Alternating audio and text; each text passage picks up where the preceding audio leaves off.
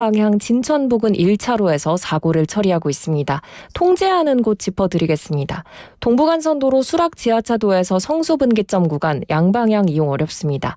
잠수교는 보행자와 차량 통행을 통제하고 있고 양재천로 영동 1교 하부도로 양방향을 전면 통제하고 있습니다. 가람길 서울시 차량정비센터에서 성동교 구간도 양방향 모두 이용 어렵습니다. 광운로 광운대역 삼거리에서 월계역 구간 양방향 전면 통제하고 있습니다. YTN 라디오 57분 날씨와 교통정보였습니다.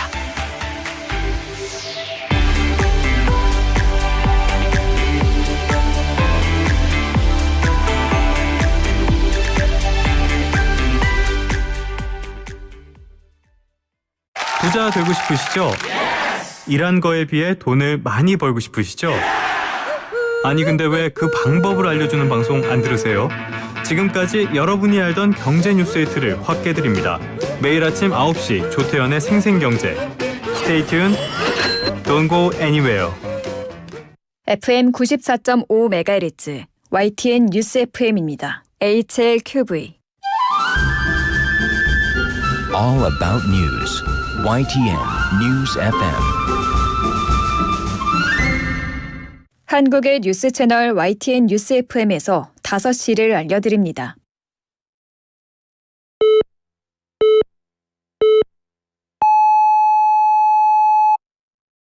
기사 넘어 세상을 전합니다. 신율의 뉴스 정면 승부. 지금 시작합니다.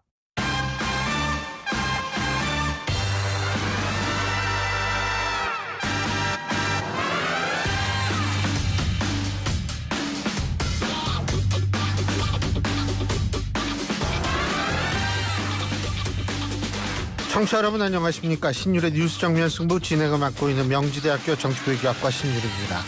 이 날씨에도 출근한 K 직장인 모두 칭찬한다. 이 쏟아지는 폭우 속에서도 출근하는 직장인들의 인증사진과 위로와 격려의 글들이 하루 종일 쏟아지고 있습니다. 이제는 퇴근길이죠. 어제부터 많은 비가 내리면서 서울 전역과 경기도 일대, 인천에는 호우경보가 지금 내려진 상태인데요.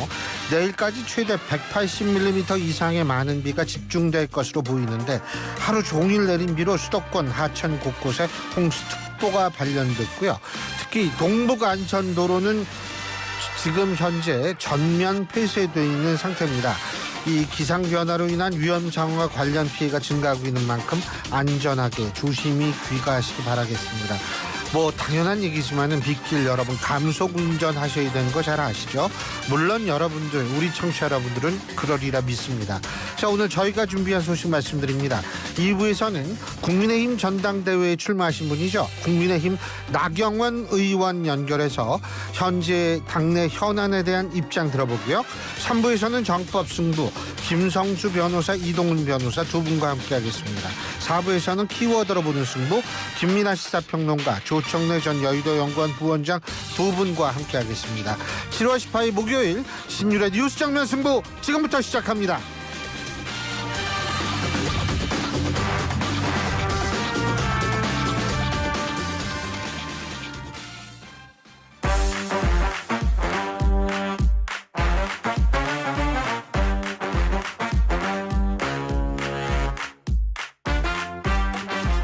언제나처럼 신율의 뉴스 정면 승부, 오늘 하루에 있었던 정치 뉴스 여러분들께 말씀드리고 함께 생각해보는 뉴스 인앤아웃으로 시작할 텐데요. 오늘도 이우영 아나운서 함께하겠습니다. 어서 오십시오. 안녕하세요, 이우영입니다. 예. 자, 우리가 늘 하던 말 하셔야죠. 네, 02로 시작되는 전화 오면 받으셔서 YTN 라디오 94.5MHz 신율의 뉴스 정면 승부 잘 듣고 있다고 말씀해 주시면 저희에게 아주 큰 힘이 됩니다. 아직 청취율 조사 기간이니까요. 02로 시작되는 전화 오면 받으셔서 요즘 사실 여론조사가 올 수도 있고 그렇습니다만 청취율 조사일 수도 있으니까 꼭 YTN 라디오 뉴스 정면 승부 잘 듣고 있다고 얘기해 주시면 저희에게 아주 큰 힘이 됩니다. 네, 그리고 청취율 조사 기간이기 때문에 저희 YTN 라디오에서는 커피 쿠폰 보내드리고 있는데요.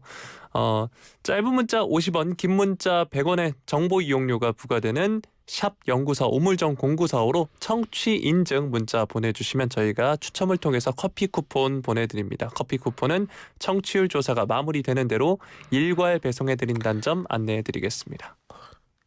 뭐 왜 AI가 얘기하는 것처럼 얘기를 해요? 아닙니다. 전 사람 이게 좀 그 이 감정과 이 네. 영혼을 좀 담아야지. 너무 영혼이 없어. 어떤 커피 드리냐면서 성의도 없고. 어떤 커피 어? 드리냐면 그렇게 하면 안 되죠. A-36번 고객님 주문하신 아이스 아메리카노 나왔습니다. 여기 보내드립니다. 제가 오늘 이 커피 쿠폰 중에 하나를 우리 이우영 아나운서한테 쏴야 되겠습니다. 여러분 왜 그런지 아세요?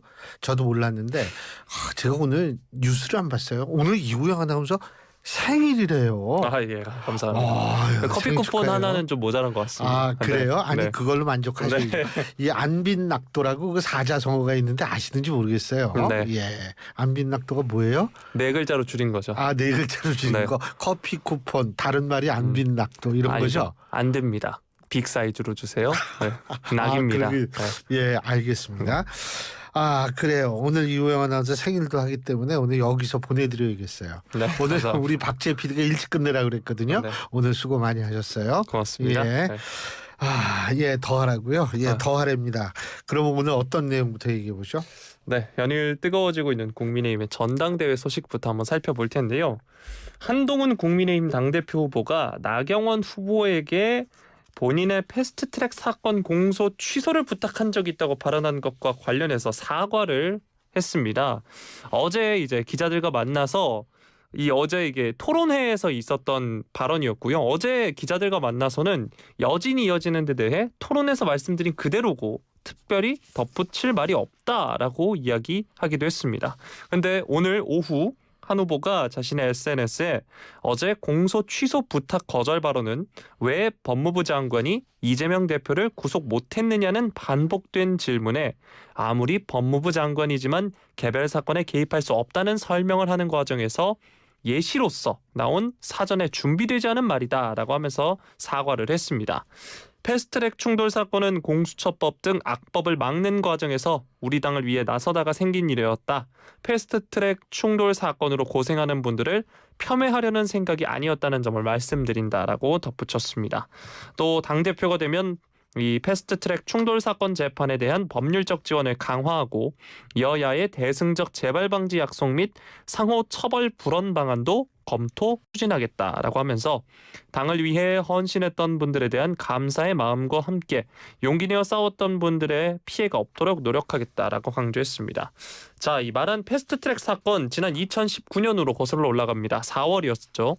당시 자유한국당 지도부가 공수처법, 선거법 개정안 처리를 막는 과정에서 민주당 의원들과 물리적으로 충돌을 하면서 일어난 겁니다. 당시 황교안 대표를 비롯해서 나경원 후보가 원내대표였고요. 현직 의원 23명이 특수 공무집행방해 등의 혐의로 기소가 됐고 현재 재판도 진행 중입니다. 어제 경선 방송 토론에서 이 관련해서 나경원 후보로부터 법무부 장관 시절 책임을 다하지 않았다는 비판을 한 후보가 받자 이에 대해서 이야기를 한 건데요. 결국 당 안팎에서 거센 반발이 나왔습니다. 나경원 원희룡 후보 역시 내부 총질이다 이렇게 공세를 이어갔고요. 또 한 후보를 겨냥한 비판이 또 있었습니다. 이철규 권성동 의원을 비롯해서 김태흠 충남지사 또한 보수 공동체에 대한 책임감에 의심이 든다 이런 취지로 비판을 했고요. 전 대표를 역임했던 김기현 의원 역시 한동훈 당대표 후보가 법무부 장관 시절 이 나경원 후보에게 패스트트랙 공소 취소를 부탁받는 사실을 폭로한 것에 대해 2차 가해를 해선 안 된다라고 말하기도 했습니다. 나경원 후보의 반응도 한번 살펴보면 오늘 나경원 후보는 오전에 새로운 미래를 준비하는 모임 정기 세미나에 참석을 했습니다. 여기서 한 후보가 좌충우돌하는 것 아니냐라고 하면서 해야 할 말과 하지 말아야 할 말에 대한 분별력이 없는 것 같다 이렇게 이야기했습니다. 이 여당뿐만 아니라 야당에서도 이 한 후보의 폭로에 들썩이고 있는 상황인데요. 한민수 민주당 대변인 어제 브리핑을 통해서 당대표 후보자 본인의 형사사건 공소 취소 청탁 폭로까지 나온 국민의힘 전당대회 선거 말고 단체로 수사를 받으러 가라라고 이야기했습니다. 박찬대 민주당 당대표 직무대행은 후보자들 간의 상호 비난이 삼류 막장 드라마를 보는 것 같다라고 하면서 제기된 폭로 의혹과 관련해 수사를 촉구하기도 했습니다. 자, 어제 토론에서 나온 한 후보의 발언의 파장이 상당합니다. 여야 모두 당 내외 모두 거센 비판을 받고 있는데요. 어제 발언 어떻게 들으셨나요? 글쎄요. 뭐 일단은 지금 야당이 얘기하는 거 있죠. 그러니까 뭐 이게 법적으로 문제가 된다. 근데 전 뭐 법조계 인사도 아니고 법학자도 아니기 때문에 제가 이렇다 저렇다 얘기를 할 수는 없지만 이 법조계 얘기로는 일단 첫째 한동훈 후보 같은 경우에는 첫 번째 그것을 거절했기 때문에 그거는 문제가 없다라는 입장이 그런 의견이 다수고요. 그다음에 이 또 하나는 뭐냐면 이 소위 말하는 공소 취소 청탁이 청탁인 것인가라는 부분도 논란이 있습니다. 왜 그러냐면 나경원 후보가 공소 취소 청탁을 했다라고 보지 않는 경우가 더 많거든요. 왜냐하면 개인의 비리라든지 이런 것 때문에 뭐 이런 상황에서 이 청탁을 했으면 문제가 다른데 지금은 그때 당시 제 기억으로는 23명인가 6명인가 그 정도 돼요. 그때 당시 의원들이 모조리 이제 지금 재판을 받고 있는 상황이고 실제로 그 부분에 있어서 이분들은 굉장히 억울해합니다. 뭐냐면 실제로 그때 당시 아까도 얘기했지만 여러분 잘 아시지만 위성정당을 매번 우리한테 이 천문학을 이 정치에 도입하게 된 제도 있죠. 위성정당이라는 이름. 그게 언제부터 생겼느냐. 바로 이때 그 소위 말하는 연동형 비례대표제를 막 그냥 정말 혼란 속에서 억지로 통과시켜가지고 그게 그 덕분에 위성정당 이 단어가 나오게 된 거거든요. 바로 그때 당시입니다. 그리고 야 이것도 이제 공수처 뭐 하느냐. 여러분 귀에 못이 박히도록 들으셨을 텐데요. 그렇게 논란의 대상이 되고 있는 공수처도 이때 만들어진 거거든요. 그렇기 때문에 바로 이런 것들을 막으려고 충돌한 당시에 이게 사실 이 지금 제소가 된 건데 그래서 이제 지금까지 재판을 받고 있는 건데 이런 것들을 과연 사적인 청탁이라고 볼 수 있느냐 거기에 대해서는 저는 대부분은 동의하지 않을 거라고 보거든요. 그래서 사실은 좀 그런데 제 개인적인 생각으로는 좀 한동훈 후보가 물론 그 한동훈 후보의 취지는 분명히 이거였어요. 뭐냐면 공소 취소 청탁을 받았다. 이게 주안점이 아니고 법무부 장관에 있어서의 업무 범위를 얘기를 하다가 이 얘기가 나온 거거든요. 그러니까 이게 주가 아니에요. 근데 지금 이게 주처럼 돼버렸다라는 측면에서 좀 안타까운 측면이 분명히 있고 그런데 본인도 사과했듯이 제가 볼 때에는 이 부분은 제가 볼 때 실수했어요. 이거는 실수한 거고요. 그래서 사과한 거고 그런데 이 부분에 대해서 당원들이 이 부분을 사과까지 하는 입장에서 어떻게 받아들일 것인가는 우리가 좀 더 두고 봐야겠죠. 그런데 이 정치에서 있잖아요. 이 한동훈 위원장 사과했죠. 한동훈 후보 사과했죠. 사과할 때는 사과하는 게 중요합니다. 이 사과 안 하고 자꾸 이 여러 가지 얘기를 하다 보면 얘기가 좀 복잡해집니다. 사과는 저는 잘했다고 보는데 어쨌든 이것이 계속 아마 다른 후보들은 이 문제를 끄집어내려고 할 텐데 어떻게 할지는 좀 두고 봐야 되겠고 오늘 2부에서 나경원 후보 또 만나보니까 그때 본인은 이 사안을 어떻게 생각하는지 득과 실은 뭐라고 생각하는지 한번 물어보는 시간을 갖겠습니다. 네. 한동훈 후보가 사과를 했고 그 사과에 대해서 나경원 후보가 어떻게 반응할지 잠시 후 나경원 후보와 직접 교수님께서 이야기를 나누실 겁니다. 여러분 stay tuned. Don't go anywhere. 뭐 앞 프로그램 광고에는 그러던데요. 네. 네. 영어 잘해요 보니까. 예. Thank you. 자, 다음 소식 다뤄드리도록 하겠습니다. 오늘은 서희초 사건의 일주기입니다. 이 관련 소식 살펴볼 텐데 오늘 서초구의 한 초등학교에서 신규 교사가 숨진 채 발견되며 교권 보호에 대한 사회적 논의에 불을 붙인 서희초 사건 일주기를 맞았습니다. 지난해 바로 1년 전 오늘 학교 교보제 준비실에서 서희초 교사가 숨진 채 발견이 됐는데요. 경찰은 2년차 교사인 고인이 극단 선택에 이른 원인에 대해서는 업무 스트레스를 비롯한 복합적인 요인이 중첩된 결과다라고 잠정 결론을 냈습니다. 오늘 교원단체와 전국교육청, 교육대학교 등은 곳곳에서 추모 행사를 열었고요. 숨진 교사에 대한 애도의 뜻을 표하는 한편 교육활동 보호를 위해 추가적으로 필요한 법적, 제도적 개선 방안을 논의합니다. 오늘 전국 곳곳에서 앞서서 말씀드렸다시피 교원단체와 교원노조, 교육청, 교대 등이 추모 행사를 진행을 하고요. 서울교사노조 등은 오늘 서울교대에서 공동 학술 토론회를 열고 서울 시민과 교사 대상 여론조사 결과와 서울 초등학교 교사의 직무 스트레스에 관련한 연구 중간 결과를 발표한다라고 합니다. 또 서울시 교육청과 6개 교원단체, 교사 유가족 협의회가 서울시 교육청에서 추모식을 공동으로 주관을 하는데 이 추모식에는 이주호 부총리 겸 교육부 장관과 조희연 서울시 교육감이 참여한다라고 합니다. 교육계 요구에도 법 개정 등에 대한 변화는 지지부진했다라고 하는데요. 이런 가운데 학생 지도와 학부모 민원 때문에 어려움을 겪던 젊은 교사의 죽음이 알려지면서 교사들의 분노가 들끓었고요. 정부와 국회가 대책을 마련해야 한다는 목소리가 전 사회적으로 힘을 얻었습니다. 그리고 얻고 있는 상황이고요. 교육부는 지난해 이 사건 이후 교사의 정당한 생활 지도를 아동학대로 보지 않는다는 내용 등을 담은 교권보호 5법 입법을 하고 교육활동보호 종합대책을 내놓는 등 다양한 노력을 기울였다라고 밝혔습니다. 윤석열 대통령도 오늘 SNS에 관련해서 이야기를 했는데요. 교권을 올바르게 세우는 것은 우리 아이들을 바르게 키우는 가장 기본적인 토대다. 선생님 여러분과 함께 교권 보호 제도가 현장에 안착할 수 있도록 더 세심하게 챙기겠다라고 이야기했고요. 아직도 정말 가슴이 아프다. 진심으로 선생님의 명복을 빌면서 유가족과 현장의 선생님 여러분께 깊은 위로의 말씀을 드린다라고 말을 했습니다. 자, 어느덧 이게 일주기를 맞이했습니다. 교사단체들 각종 추모 행사를 열고 있고요. 많은 분들이 이제 교권에 대해서 이야기를 하고 있는 상황인데 이 소식 뉴스인 부탁드리겠습니다. 지금 서울시 같은 경우에는 학생인권 조례, 서울시 의회가 학생인권 조례 폐지를 결의했거든요. 근데 서울시 교육청이 지금 여기에 반발하고 있습니다.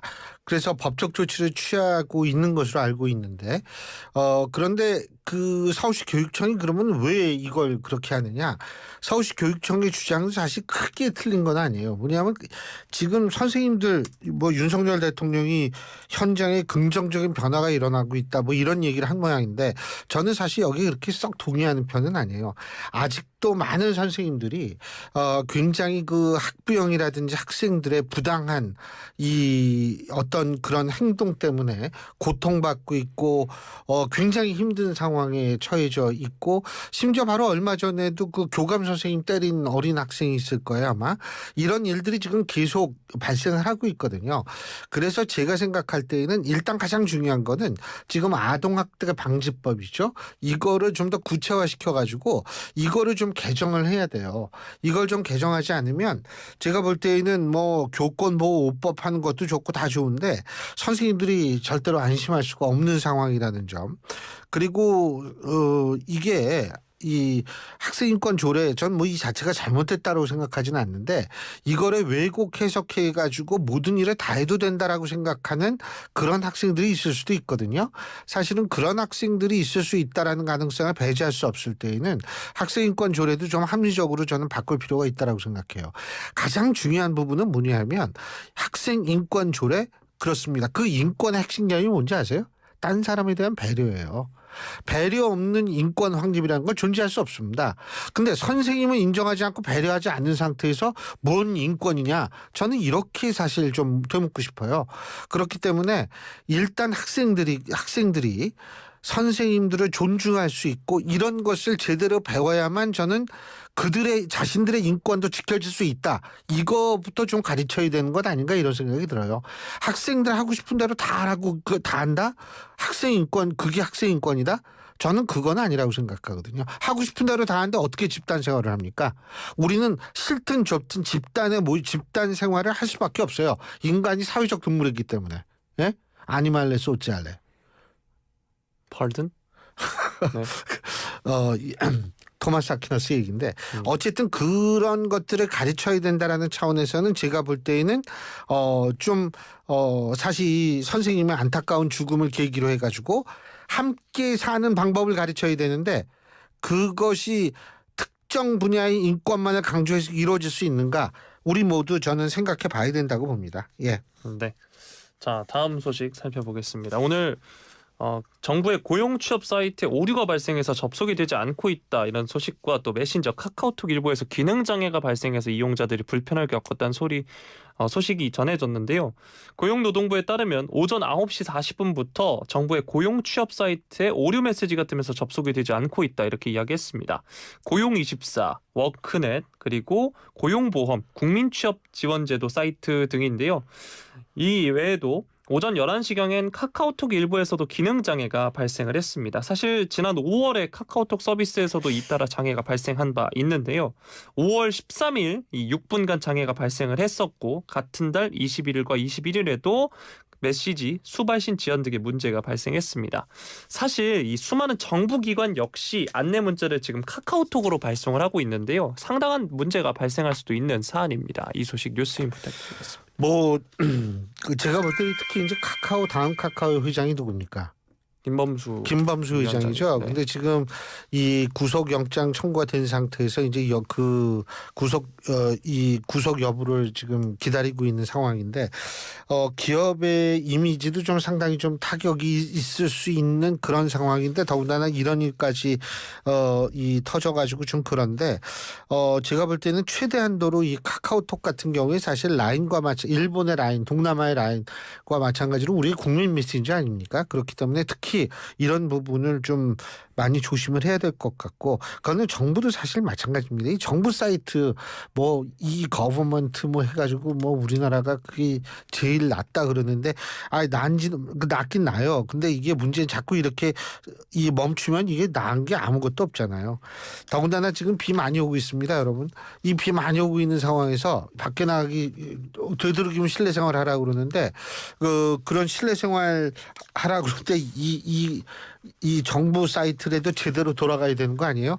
그러니까 여러분들 좀 그 신경 잘 써주셨으면 좋겠고 그리고 여러분 모쪼록 비 피해 없이 잘 대비 잘하시기 바라겠습니다. 제가 어제도 말씀드렸습니다만 특히 이제 휴전선 인근 지역에 있는 분들 나뭇잎 지뢰 이거 조심하시고요. 자, 오늘 여기까지 하겠습니다. 네. 해피 버스데이 투 유. 감사합니다. 예, 지금까지 이호영 아나운서였습니다.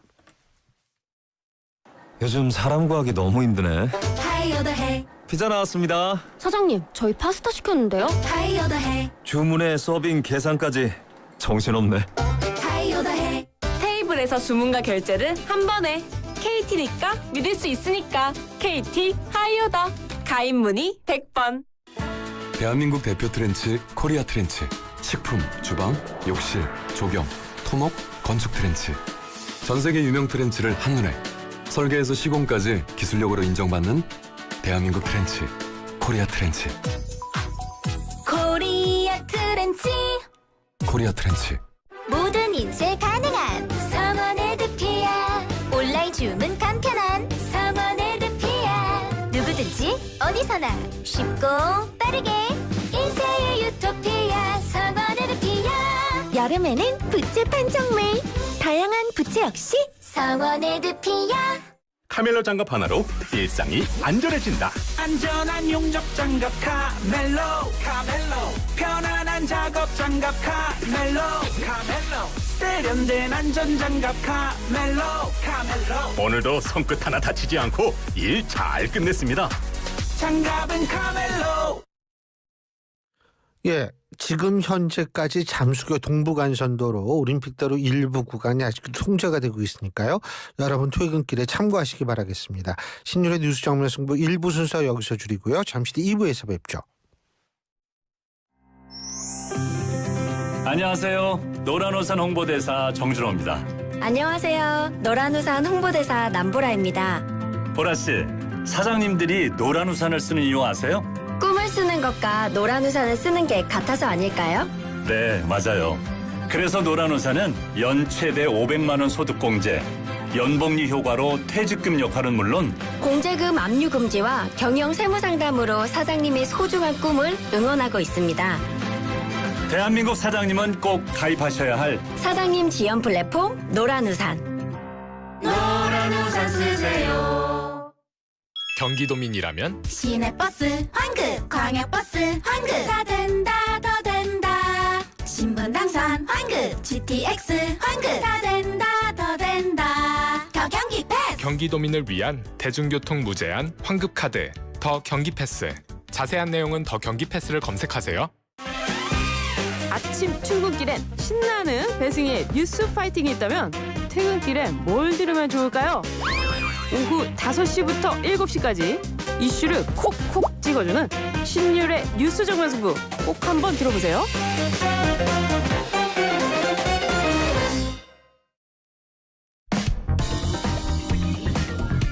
진실을 파헤칩니다. 진짜 뉴스와의 정면 승부. 신율의 뉴스 정면 승부.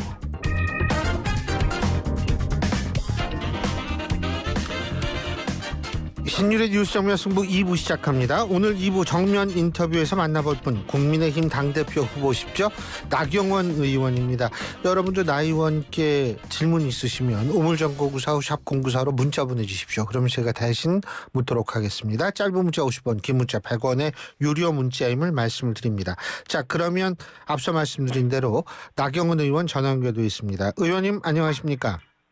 네, 안녕하세요. 예. 어제 토론 때 놀라셨죠? 청탁 얘기 나왔을 때 그때 어떤 생각 드셨어요? 저는 사실은 진짜 놀란 것 이상이었고요. 예. 이렇게밖에 생각을 못 하시는구나 하는 생각에 저는 당대표로서는커녕 우리 당 당원으로서의 자질이 있을까 이런 생각을 했었습니다. 당원으로서의 자질도 없다 이런 말씀이신데, 자, 나 의원님 입장에서 볼 때 어제 한동훈 후보의 발언이 득일까요, 실일까요? 저는 득실을 이야기하고 싶지 않습니다. 예. 패스트트랙 사건은 많은 분들이 잊어버리셨을지 모르지만 예. 민주당의 의회 폭거가 시작된 사건이었잖아요. 예. 기억하시죠? 예, 그럼요. 예, 5년 전에 예. 민주당이 하루에 의원들을 2명씩이나 바꾸면서 우리가 지금도 이해하지 못하는 그 연동형 비례제라는 선거법을 통과시키고 또 공수처법을 통과시킨 그런 패스트트랙에 태우는 그런 날에 저항한 거였습니다. 그래서 정말 이 당인으로서의 당의 과거의 역사에 대해서 전혀 이해를 못 하시는구나 하는 생각이었고요. 정말 어제는 그냥 어이가 없더라고요. 더 얘기하고 싶지 않았습니다. 해야 될 일과 안 해야 될 일도 모르고.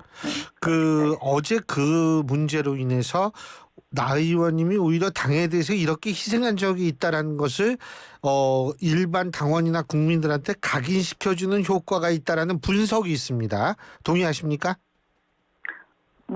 잊었던 부분을 좀 기억하시겠죠? 저희 5년 전이요. 문재인 정권 썽썽할 때였어요. 예, 기억하시죠? 예, 그래서 그럼요.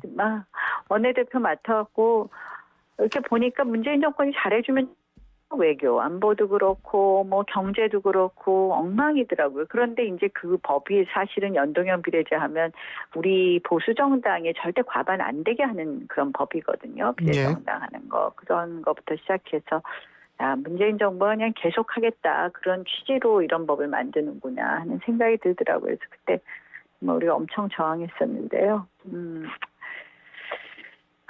우리 그때 정말 광화문 투쟁도 했잖아요. 그때 예. 기억하시죠? 예. 그래서 참 그때 진짜 우리 개인적인 어떤 유불리를 떠나서 용기 있게 투쟁하던 시절이었습니다. 그래서 이제 결국은 그러한 투쟁들이 모아져서 마지막에 광화문에서 조국 전 장관이 사퇴하게 되죠. 예. 지금 어제 그 문제로 인해서 당원들의 동요가 좀 있다고 보세요? 글쎄요, 아무래도 당원들께서는 도저히 당대표 후보라면 말해서는 안 되는 이야기들을 했다라고 생각도 하시고요. 네. 또 사실은 원래 이런 거는 그 당시 이제 야당 탄압을 위해서 기소한 거 아니겠습니까? 그때 기소된 의원과 보좌진들이 27명인데요. 전혀 보면은 이제 특별히 어떤 행동에 있어서 차이가 아니라 그 당시 좀 말 좀 하는 지도부들이나 민주당에서 미워하는 의원들만 골라서 기소를 했더라고요. 그래서 이게 정치 탄압용 기소라는 걸, 야당 탄압용 기소라는 걸 다 알고, 그러면 사실은 정권이 바뀌면 이런 건 자연스레 정리된다고 생각을 했거든요. 예. 아시다시피 우리가 이제 정치적인 사건들은 꼭 우리 당 것이 아니더라도 정리를 한 번씩 하잖아요. 예. 그래서 이미 재판이 확정됐다면 사면 복권도 해주고요. 그래서 이번 정부 들어서 김경수 지사 사면 복권 해준 것으로 기억하는데요. 그런다든지 또 재판 복권은 진행 아니고 중인 사면만 되셨죠, 그분. 예. 그랬던가요? 예. 재판 진행 중인 사건은 공소 취소라는 걸 통해서 이제 이렇게 정리를 해주는데 저희 재판받는 당사자들로서는 당연히 정리될 줄 알았는데 이게 정리되지 않는 것에 대해서 참 의아해하고 또 그런 것을 바로잡아달라는 이런 저의 요청을 마치 개인 비리에 관한 무슨 걸 봐달라는 청탁처럼 말씀하시는 거에 참 아직도 어떻게 보면은 정치 지도자로서 우리 당인이 될 수 있는 그런 자질은 아니시구나 하는 생각을 하게 됐습니다. 패스트트랙에 기소된 그 윤한홍 의원이나 여러 의원분들 그리고 지금 이제 의원은 아니시지만 어쨌든 같이 재판을 받고 있는 분들이 상당히 좀 비판을 하고 있는 것은 분명히 맞는 것 같고 그래서 여기 이런 분위기에 당원들도 일정 부분 또 상당히 공감을 표할 가능성이 있다 이렇게 보시는 거잖아요. 그죠? 아무래도 영향들은 받으시겠죠. 네, 아무래도 영향들은 받으시겠죠. 예. 오늘 의원들 단톡방에서는 사실은 거기 기소된 의원들뿐만 아니라 많은 의원들이 또 이제 특히 초선 의원님들 같은 경우는 선배님들의 그런 노력이 있었는지 몰랐다. 또는 선배님들의 노력에 다시 한번 감사한다. 이런 말씀들이 있으시네요. 그 한동훈 후보가 SNS에 결국 사과를 했는데 받아들이시겠습니까? 사과를 하셨다는 점은 다행이긴 한데, 근데 이제 좀 내용을 보면 그러네요. 네. 이거 조금만 구체적으로 좀 말씀해 주시죠. 아니, 그러니까 이제 일단 페이스북에 올리신 거는 저도 읽어봤습니다. 예. 그런데 이제, 그러니까 그 패스트 트랙의 본질이라든지 이런 부분에 대한 인식에 있어서는 아직도 저희하고 차이가 있지 않나 이런 생각을 하게 느껴지네요. 아직도 인식 차이가 인식 차이가 보인다 이 말씀이시군요. 네, 예. 어쨌든 그러면 이제 이 사과를 했으면 이걸로 끝나서 넘어가는 건가요? 일단은 우리가 다 좀 공감대를 같이 하고 서로 이 당의 과거 역사부터 시작해서 생각의 그 차이가 좀 줄어들어야지 당의 미래를 같이들 만들어 갈 수 있을 텐데요. 그런 노력은 더 또 지속적으로 필요할 것 같다고 생각이 듭니다.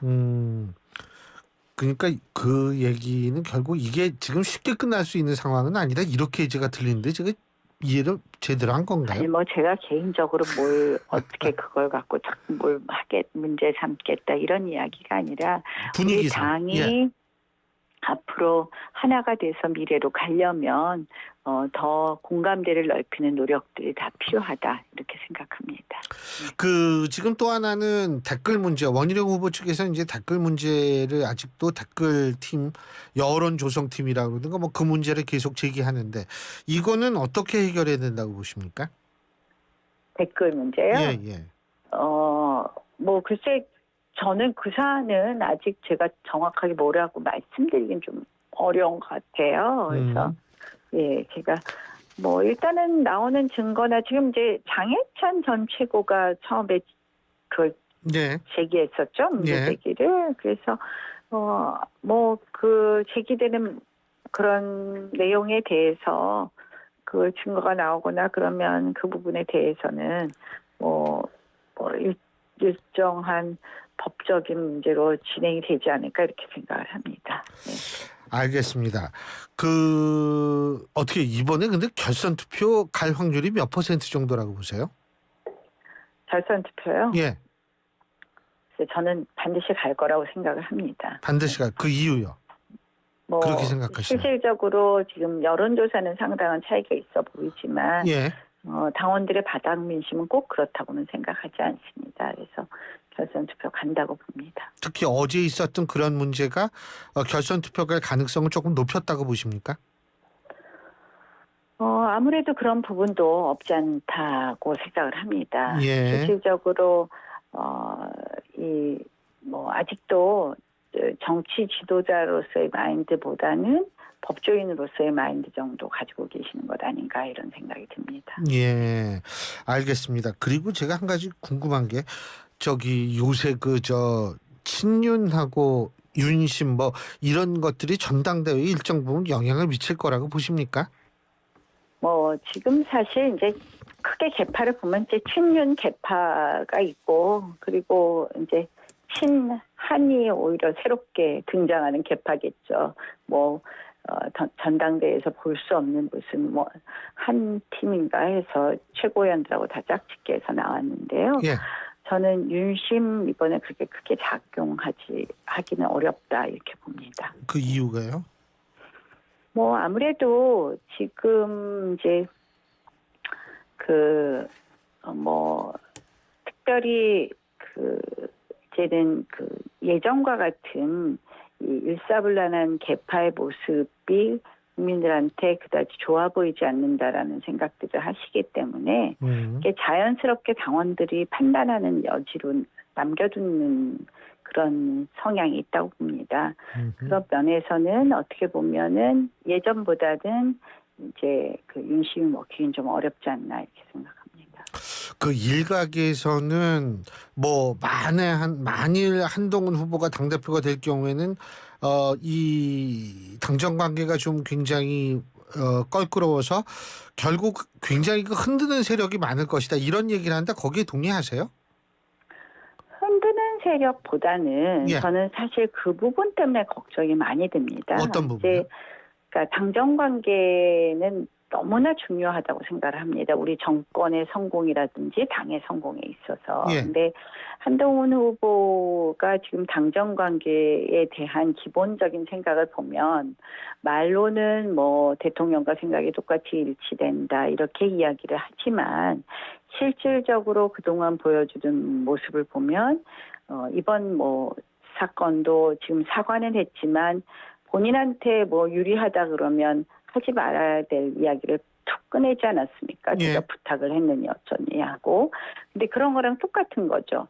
당정 관계에 있어서도 대통령께서 사실은 이제 이 비대위원장 사퇴 문제에 있어서 대통령 비서실장이 저한테 물러나라고 했습니다. 이런 얘기를 그냥 툭 꺼낸단 말이에요.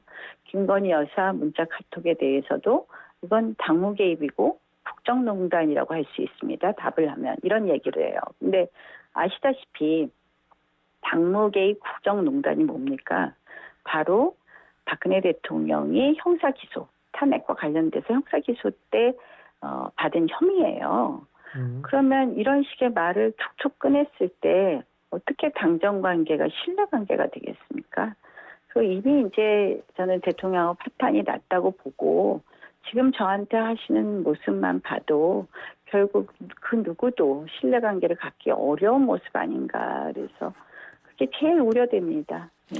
지금 나경원 의원님께서 이미 파탄났다는 표현을 쓰셨는데 신평 변호사께서 그런 말씀을 하셨어요. 뭐냐면 한동훈 후보가 당대표가 되면 분당된다. 어떻게 좀 오버한 건가요? 어떻게 보십니까? 저는 사실 한동훈 후보나 원희룡 후보나 두 분 중에 한 분이 되면 당이 완전히 깨진다 이런 생각이 들어요. 양쪽이 지금 이번 전당대회 과정에서 굉장히 골이 깊어졌거든요. 예. 그래서 사실은 결국 이렇게 되면 당이 깨질 수 있지 않나 이런 생각이 들고 당이 깨지면 그만큼 저희 보수 정권이 흔들리는 것은 물론이고 이러한 리스크가 다 국민에게 전가된다고 생각을 하거든요. 그래서 저는 그런 의미에서도 이번에는 좀 나경원에게 힘을 몰아주시면 어떨까 이렇게 생각합니다. 예, 근데 뭐 단일화는 이제 끝난 거죠? 뭐 일단 결선 투표가 있으니까요. 구태여 단일화가 꼭 중요하지는 않다고 생각합니다. 그만큼 결선 투표 갈 확률이 이제 높고 아까도 말씀하셨지만 한동훈 후보의 발언 때문에 오히려 그 결선 투표 갈 가능성이 높아진 것이다. 이런 말씀이신데 참 당원 투표가 내일부터인가요? 예, 내일 오전부터고요. 예. 거의 내일 오전에 아마 50% 이상의 당원이 투표할 거라고 생각을 합니다. 전체 당원의 50%요? 투표하실 당원의 50% 이상은 투표하실 한다. 당원의 50%. 예, 내일 오전까지 다. 뭐 내일 오전 9시 이전에 사실상 선거운동이 끝나는 것이 아닌가 이렇게 생각합니다. 그렇군요. 근데 나경원 의원님께서도 그 영남 TK지역 가셨을 텐데, 그죠? 지난번에? 네, 예. 거기 당원분들이 한 지금 40% 좀 넘는다 그러더라고요. 전체 당원에. 영남 TKPK 당원하고 수도권 당원하고 똑같이 40% 그래요? 정도 되고요. 예. 다만 이제 늘 전통적으로 투표율이 영남 당원 투표율이 수도권 당원 투표율보다 높다 이렇게들 말씀하시죠. 그렇군요. 근데 그 영남 분위기는 어떻다고 해석하십니까? 물론 이제 그 여론조사가 좋은 것처럼 한동훈 후보에 대한 기대, 새로운 사람에 대한 기대도 있지만, 많은 분들이 이렇게 토론과 전당대회가 진행이 되면서, 좀 불안하지 않는가, 아직 좀 준비가 되지 않았는가에 대한 생각들을 하시게 되었다고 생각을 하고요. 이번 패스트 트랙에 관한 사건에 대해서 본인 스스로 공소취하 부탁을 했느니 하는 말씀을 하시는 걸 보면서 그 불안, 또 준비되지 않았다라는 것에 대한 불신 이런 게 매우 커졌다라고 생각을 합니다. 제가 그 농담처럼 하는 얘기지만 이 국민의힘 전당대회는 비난 일색이고 민주당의 전당대회는 칭송 일색이다라는 얘기를 하거든요. 예? 네, 그런데 지금 이제 전당대회 과정 양쪽이 전부 전당대회 지금 과정 속에 돌입되고 있는데 나경원 의원님께서 보실 때 민주당 모습은 어떻게 비춰지십니까? 민주당은 이미 일당 독재 체제가 돼서요. 사실은 참 저희도 만약에 무슨 한동훈 후보가 높은 지지율이 있다고 해서 또 그 최고위원들하고 다 같이 지도부를 구성하고 입성하게 되면 굉장히 민주당과 유사해지지 않을까 하는 그런 걱정이 있습니다. 네. 그거 조금 그러니까 한동훈 후보가 1인 체제로 갈 확률이 있다 이런 말씀이세요? 만약 당대표가 그러니까 되면? 만약에 여론조사처럼 간다면 저는 당원들께서 현명한 선택을 해주실 거라고 생각하는데요. 그렇게 되면 우리가 민주당이 이재명 1인 민주당 체제를 비판할 수 있겠습니까? 특히 이제 이번에 굉장히 특이한 것이 최고위원 2명, 청년 최고 1명하고 같이 팀을 이뤄서 4명이 동시에 선거운동을 하고 있어요. 우리 전당대회에 이런 역사는 없었습니다. 그래서 사실 최고위원은 대표를 견제하기도 하는 건데요. 모두 그러니까 4명이 한꺼번에 지도부에 들어간다고 생각하면 사실은 견제 기능이 완전히 깨져버리고 굉장히 민주당의 1인 독재 체제와 다름이 없어진다 이렇게 생각합니다. 근데 이제 아마 그 한동훈 후보 측은 그렇게 생각했다는 분석이 있지 않습니까? 뭐냐면 최고위원회에서도 일정 부분의 자기 세력을 확보하지 못하면 과거 이준석 대표 체제처럼 이 최고위원들이 전부 그만둬가지고 이 지도부가 무너져서 비대위 체제로 넘어가는 이런 방식에 대비해야 된다. 그래가지고 그런 거 아닌가요? 그 부분은 어떻게 보세요? 네, 다시 한번 말씀해 주세요. 그러니까 이준석 대표 체제가 무너질 때 최고위원들이 전부 그만둬서 이 지도부 자체 구성이 성립이 안 돼서 무너진 거 아닙니까? 그래서 한동훈 후보 그거 입장에서 자체도 문제가 되는 거죠. 그러니까 결국은 이 대표랑 최고위원은 상호 견제하는 기능이 있는 겁니다. 대표의 독주를 무조건 뒷받침해 주려는 게 최고위원의 기능이 아니거든요. 그러니까 그러한 발상 자체가 굉장히 무서운 거죠. 네. 근데 알겠습니다. 어쨌든 그때 그래서 그런 거 아닌가 해서 여쭤본 건데 지금 전당대회가 이제 끝나서 누가 당대표가 되든 간에 지금 야당 같은 경우에 가만히 있지 않을 것 같거든요. 지금 댓글팀 문제도 있고 뭐 여러 가지가 있는데 이거 전부 뭐 그러니까 또 시민단체가 고소 고발하면 아무래도 수사 들어갈 거 아닙니까? 이거 어떻게 보세요? 이 상황 어떻게 수습해야 되죠? 이제 뭐 저는 어제 제 사건 때문에 또 민주당이 오늘 뭐 다 수사받아라 뭐 난리가 났더라고요. 예. 진짜 입이 리스크예요. 입이 리스크. 근데 이게 수습이 이게 쉽게 되지 않을까. 지금 벌써 시민단체에서 그 한동훈 후보의 댓글팀 운영 의혹을 공수처에 고발했대네요. 그런가요? 예, 그랬대요. 네, 네. 그러면은 그러니까 뭐 여러 가지 그럼 한동훈 후보는 지금 굉장히 리스크가 높아졌죠. 이미 민주당이 특검 법안을 발의했고요.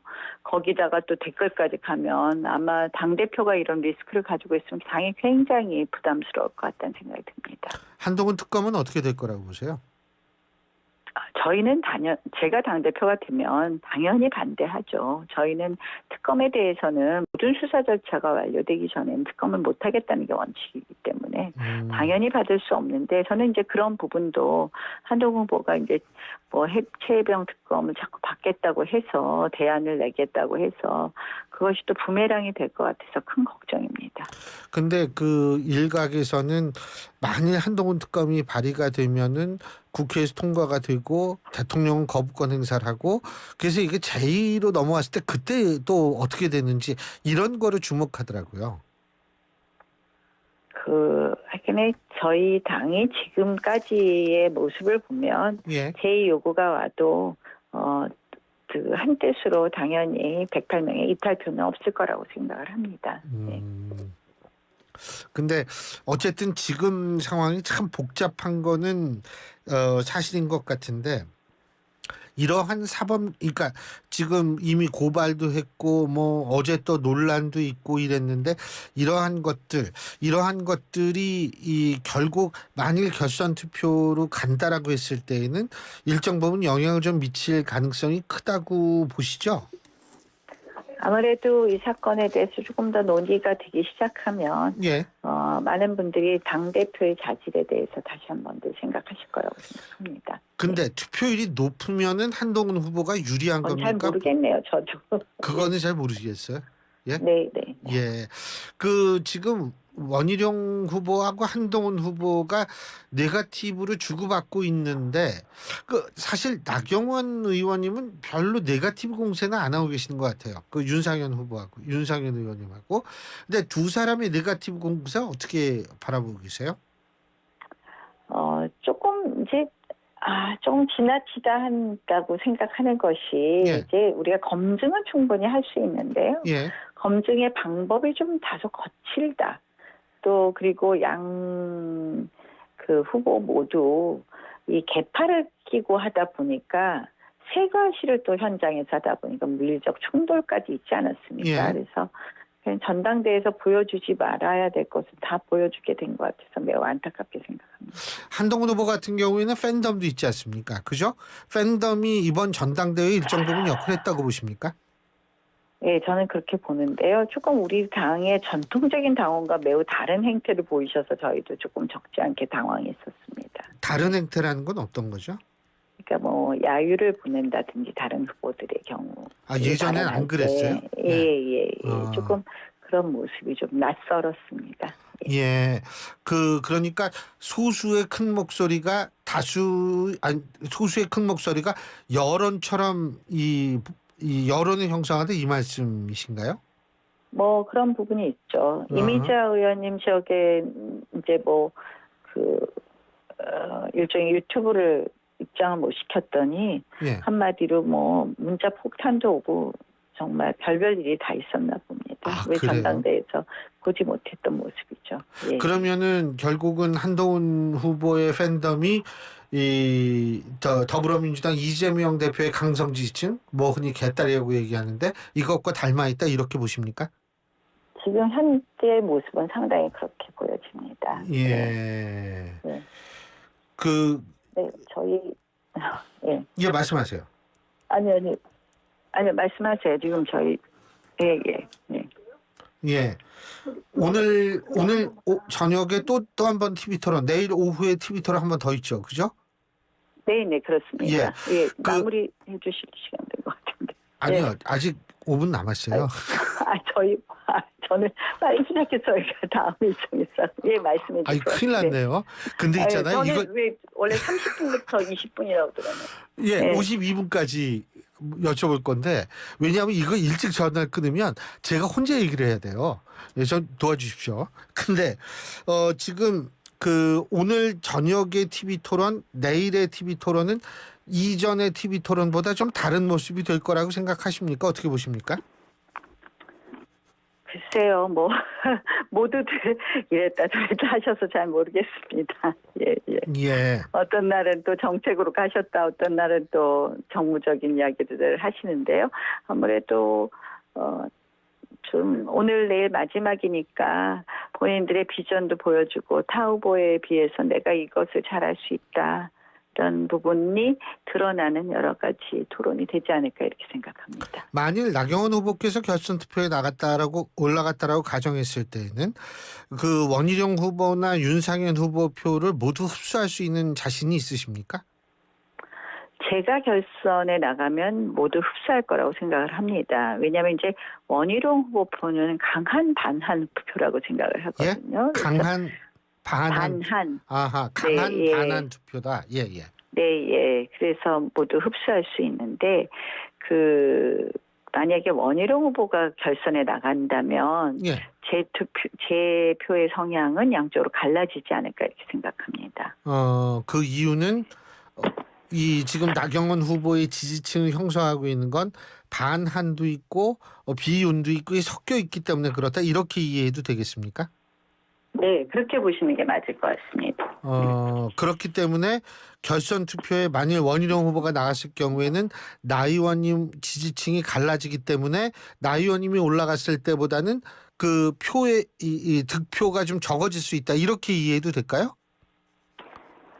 저는 그래서 저로 2등으로 가서 결선을 가는 것이 훨씬 더 승리 가능성이 높아진다 이렇게 봅니다. 예. 그 윤상현 후보도 물론 지금 4위에 속하지만은 귀중한 표인데, 윤상현 후보 표도 당연히 나경원 후보님이 만약 올라가셨을 때에는 흡수하실 거라고 보시는 거죠?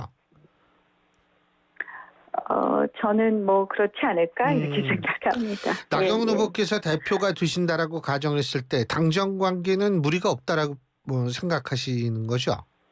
당정 관계에서 가장 중요한 것은 대통령과의 신뢰 관계가 있으면서 또 할 말은 할 수 있는 관계가 돼야 된다고 생각을 하고요.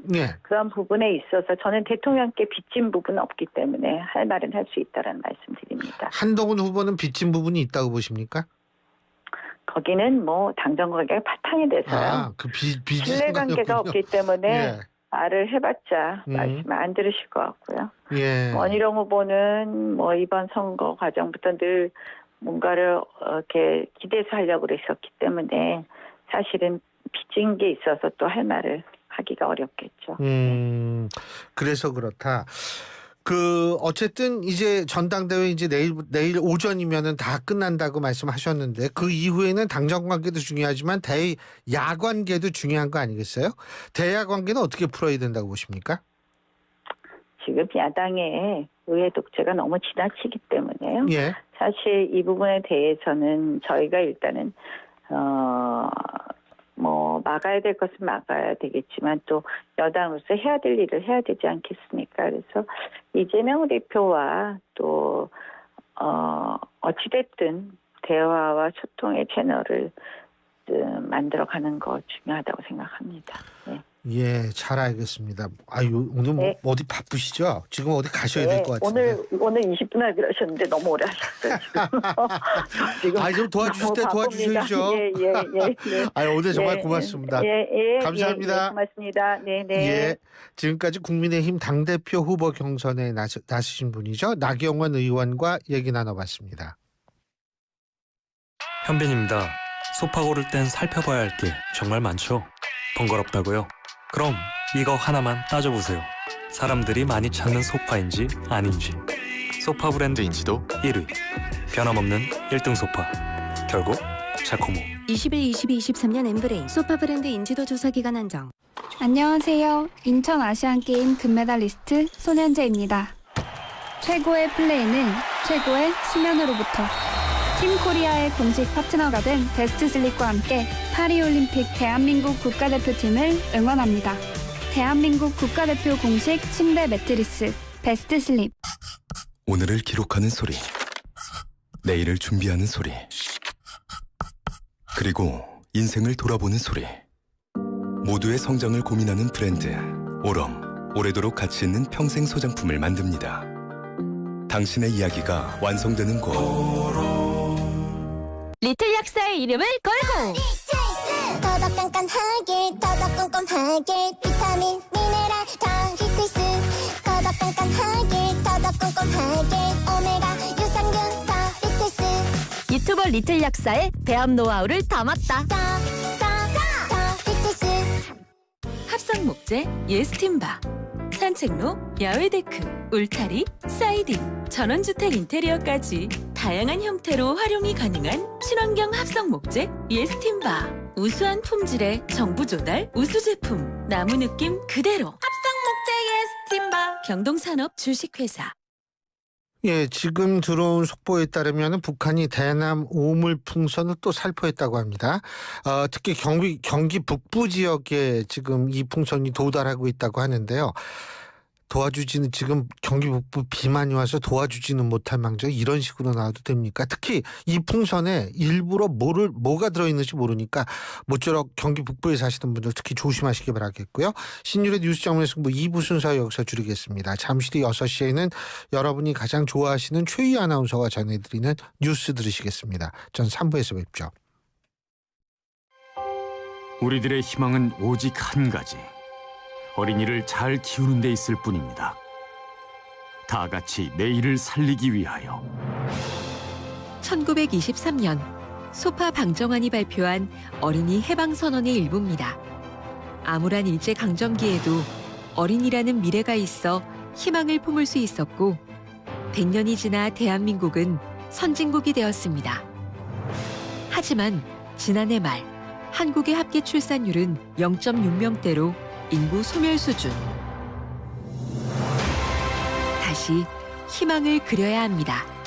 아이를 낳고 키우고 싶은 여건, 아이가 안전하고 행복한 사회를 만드는 것. 아이들이 우리의 내일입니다. 존중과 포용, 더 나은 대한민국. 우리 곁엔 우리가 있다. 우리금융그룹과 YTN이 함께합니다. 교통안전 1분 턱. 안녕하세요. 가수 나비입니다. 올해 여름에는 정말 많은 비가 내린다고 해요. 잊지 말고 안전운전 아시죠? 고속도로에서 빗길 사고 치사율은 일반 도로보다 4배가 높다는 통계 결과도 나왔거든요. 운전 전에 전조등과 후미등, 와이퍼 작동 점검하시고요. 장마철엔 차량의 제동거리가 평소보다 늘어나는 만큼 제한 속도보다 천천히 충분한 차간 거리도 확보해주세요. 특히 집중호우 시에는 차량 이동을 자제해야겠죠? 지하차도는 피해 우회해서 혹시 모를 사고를 방지하는 것이 좋겠습니다. 장마철 많은 비에도 안전 운전.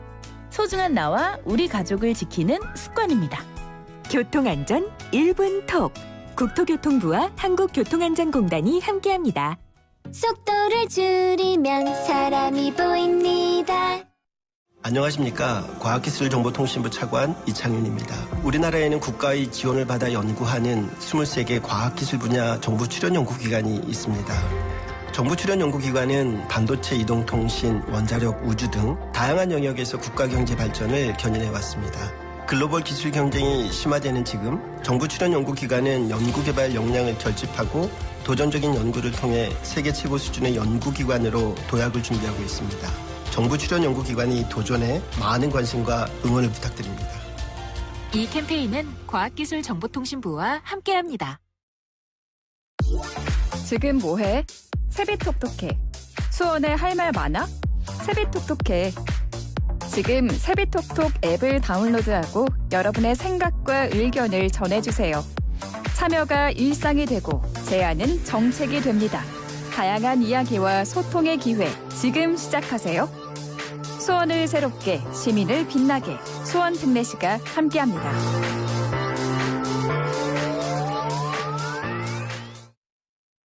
지금 시각은 5시 57분입니다. 삼성과 함께하는 YTN 라디오 57분 날씨와 교통정보입니다. 오후 5시를 기해 호우특보가 발효된 강원 남부 내륙과 일부 충북 북부 지역에서는 시간당 20mm 안팎의 강한 비가 내리고 있습니다. 내일까지 수도권과 전북 지역에서 최대 150mm 넘는 비가 예상되는데요. 중부지방과 경북 북부 지역도 120mm 이상의 많은 비가 오겠습니다. 지금 중부지방 중심 산사태 지금 특보가 확대되고 있습니다. 오후 5시 5분경을 기해 서울 도봉구에서 산사태 지금 주의보가 발령됐습니다. 이미 집안이 매우 약한 상태라서 이 일대는 반드시 좀 피해 주셔야겠습니다. 현재 퇴근길은 빗길의 도로 통제 구간을 잘 확인해 주셔야겠습니다. 오늘 오전부터 통제된 동부간선도로 수락지하차도에서 성수 분기점 구간 양방향이 통제되어 있는데요. 오후 5시 20분경부터 여의하루 나들 진출램프 일대도 양방향이 통제되고 있으니까 미리 다른 쪽으로 우회해 주셔야겠습니다. YTN 라디오 57분 날씨와 교통정보였습니다.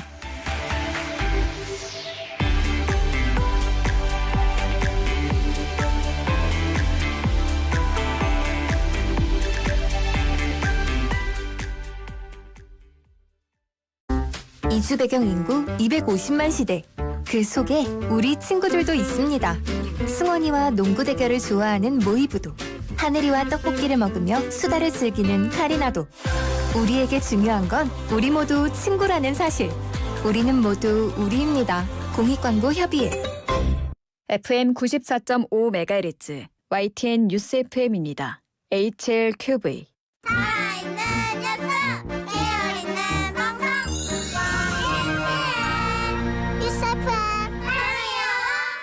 한국의 뉴스 채널 YTN 뉴스 FM에서 6시를 알려드립니다.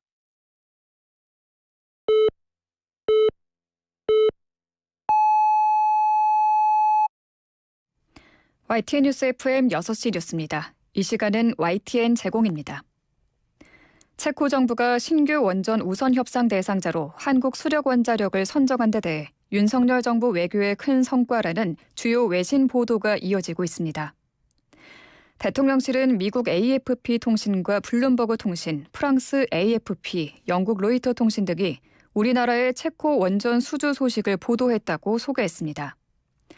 외신들은 보도에서 페트르 피알라 체코 총리가 우선 협상 대상자 발표 시 한수원의 제안이 모든 면에서 최고였다고 말했고 원전 건설 예정 인근 지역인 트레비치 시장이 한수원 지지를 선언했다고 전했습니다. 또 윤 대통령의 세일즈 외교에 주목하며 윤 대통령이 원자력 산업 부흥 정책 하에 원전 산업 경쟁력 향상과 원전 수출을 위해 노력해온 점이 원전 수주에 기여했다고 보도했습니다.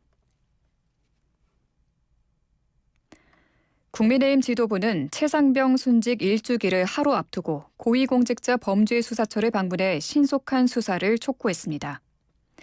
추경호 원내대표와 정점식 정책위 의장 등 지도부는 경기 과천 공수처 청사를 방문해 최상병 사건 외압 의혹 수사를 조속히 진행해 진상을 규명해달라고 요청했습니다. 신동욱 원내수석 대변인도 논평에서 1년째 진상규명도 하지 못한 채 정쟁만 벌이고 있는 이 현실이 너무나도 안타깝다며 사건을 정치적 목적으로 이용하려 진실을 수렁 속으로 밀어넣는 민주당의 행태를 국민이 심판할 거라고 비판했습니다. 더불어민주당 차기 당대표 선거에 출마한 이재명, 김두관 후보가 나란히 최상병 순직 1주기 추모 분향소를 찾았습니다. 이 후보는 최상병 1주기 하루 전인 오늘 오전 서울 청계광장에 마련된 분향소를 방문해 성역 없는 진상규명으로 국가의 책임을 다하겠다고 방명록에 적었습니다. 이 후보는 또 정원철 해병대 예비역 연대 회장에게 1년이 다 돼가도록 진상규명도 잘 안 되고 은폐 의혹은 더 커지고 있다며 최상병 특검법을 반드시 관철하겠다고 강조했습니다. 김 후보도 분향소를 찾아 최상병의 넋을 위로하며 한 점 의혹이 없도록 진실을 규명하고 책임자를 처벌하겠다는 방명록을 남겼습니다. 국민의힘 한동훈 당대표 후보는 나경원 후보의 패스트트랙 사건 공소 취소 부탁 발언을 공개한 것을 두고 신중하지 못했던 점을 죄송하게 생각한다며 공식 사과했습니다. 한 후보는 SNS에 해당 발언은 왜 법무부 장관이 이재명 전 대표를 구속시키지 못했느냐는 반복된 질문에 장관이 개별 사건에 개입할 수 없다는 설명을 하는 과정에서 나온 준비되지 않은 말이었다며 이같이 밝혔습니다. 이어 패스트트랙 충돌 사건은 공수처법 등 악법을 막는 과정에서 당을 위해 나서다가 생긴 일이라며 해당 사건으로 고생하는 분들을 폄훼하려는 생각이 아니었다고 설명했습니다. 또 대표가 되면 관련 재판의 법률적 지원을 강화하고 여야의 대승적 재발 방지 약속과 상호 처벌 불원 방안도 검토 추진하겠다며 용기 내 싸운 분들의 피해가 없도록 노력하겠다고 덧붙였습니다.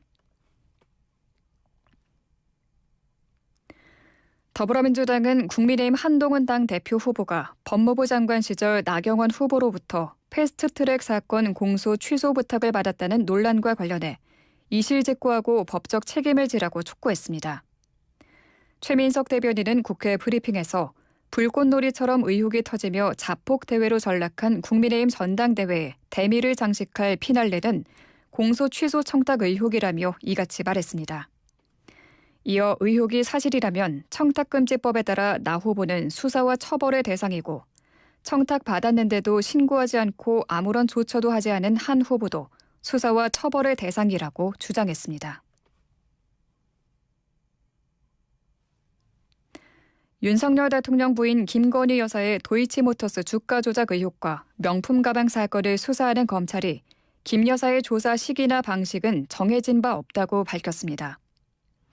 서울중앙지검 관계자는 오늘 기자들과 만나 증거와 법리에 따라 사안의 실체와 경중에 맞게 수사할 것이라며 특정 방식의 조사가 유력하다는 식의 언론 보도는 예측이나 관측일 뿐이라며 이같이 말했습니다. 이어 김 여사에 대한 조사가 진행될 경우 명품 가방 사건과 도이치모터스 주가 조작 사건을 함께 조사할 가능성에 대해서도 정해진 바 없다고만 답했습니다. 끝으로 날씨입니다. 현재 비구름은 강원도와 경북 북부, 충북 지역에 발달해 있습니다. 강원도 정선과 영월, 충북 단양에 시간당 20mm의 세찬 비가 내리고 있습니다. 이들 지역엔 호우특보도 내려져 있습니다. 내일은 남부지방에 비가 집중되겠습니다. 호남의 많게는 120mm 이상, 영남 지역도 30에서 80mm가 예상됩니다. 충남 남부는 20에서 70mm의 비가 내리겠습니다. 내일 새벽부터 오후까지 남부지방은 시간당 30mm의 강한 비가 예상됩니다. 대전과 충남 일부, 전북 지역에 강풍특보가 내려져 있고 오늘까지 전국적으로 강한 바람이 불겠습니다. 내일 아침 기온은 서울 24도, 전주 25도로 오늘과 비슷하겠습니다. 한낮 기온은 서울과 대구 31도로 오늘보다 기온이 오르겠습니다. 주말에도 전국 곳곳에 장맛비가 이어집니다. 서울 지역 현재 기온 24.7도, 오늘 내린 비의 양은 128.8mm입니다. 아나운서 최희였습니다. 안녕하세요. 상상을 현실로 만드는 건축가 이성범입니다. 넘치는 크리에이티브로 마음을 움직이는 공간을 설계하기 위해 제가 선택한 건 GW CAD입니다. 국내 대표 건설사들이 선택한 대체 불가의 CAD. 대한민국을 디자인하다. GW CAD. 카멜로 장갑 하나로 일상이 안전해진다. 안전한 용접 장갑 카멜로. 편안한 작업 장갑 카멜로. 세련된 안전 장갑 카멜로. 오늘도 손끝 하나 다치지 않고 일 잘 끝냈습니다. 장갑은 카멜로. 한국일보 제휴 6시 뉴스를 마칩니다. 이어서 신율의 뉴스 정면 승부 3부가 방송됩니다. YTN 뉴스 FM. 안녕하세요. 한국장애인재단 이사장 이성규입니다. 대한민국 국민 20명 중 1명이 장애인이라는 사실 알고 계십니까? 우리 사회 대부분의 장애인은 본인의 불편함보다 주변의 부정적인 시선과 편견을 더 어려워하고 있습니다. 어쩌면 우리의 불편한 시선이 장애인을 만들고 있는 건 아닐까요? 함께 사는 사회, 장애를 바라보는 시선에서부터 시작됩니다. 다름을 바로 보면 창조의 힘이 나옵니다. 이 캠페인은 다름이 또 다른 힘이 되는 세상을 만들어가는 한국장애인재단과 함께합니다.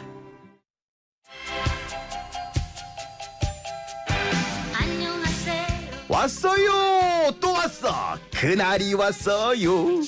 어머나 사장님, 나 언제 오시나 그랬네. 수박, 복숭아와 함께 돌아온 라디오 청취율 조사 기간. 02로 시작되는 번호로 전화 오는 거 아시죠? 전화 와서 어떤 라디오 방송 들으세요? 라고 이렇게 물어본다던데. 나는 YTN 라디오 듣는다 그래야지. 뉴스도 듣고 음악도 듣고 나 YTN 듣는 재미로 살잖아. 역시 우리 어머니는 들을 줄 아시네. 청취율 조사 받으시고 샵 0945로 인증문자 보내잖아. 커피 쿠폰도 받을 수 있다는 거. 짜잔! 왔어요! 또 왔어요! 라디오는 YTN! 안녕하세요. 또 만났군요. 다시는 못 경기도민 일상에 더 나은 변화를 위해 경기도의회는 고민합니다. 경기도민의 시선으로, 경기도민의 마음으로 오늘보다 나은 내일을 만들려는 노력, 바로 경기도의회의 길입니다. 협치로 함께한 2년, 함께할 2년.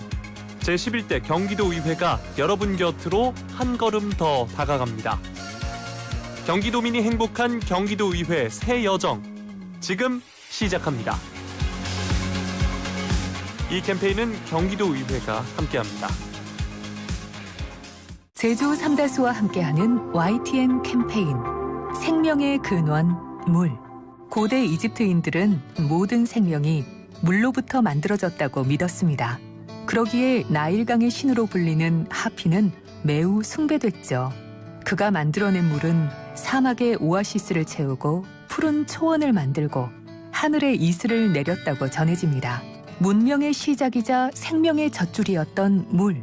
고대 이집트인들에게서 오늘날 물에 대한 소중한 가치를 다시 한번 일깨워 봅니다. 이 캠페인은 우리가 믿는 물, 제주 삼다수와 YTN 라디오가 함께합니다.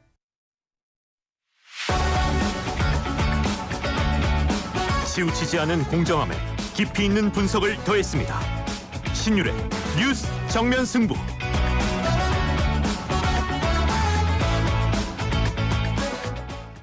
크리네어 테크. 크리네어 테크 집중기 주물 작업 연마 작업 페인트 작업 분진가스 냄새 연기 작업장 분진.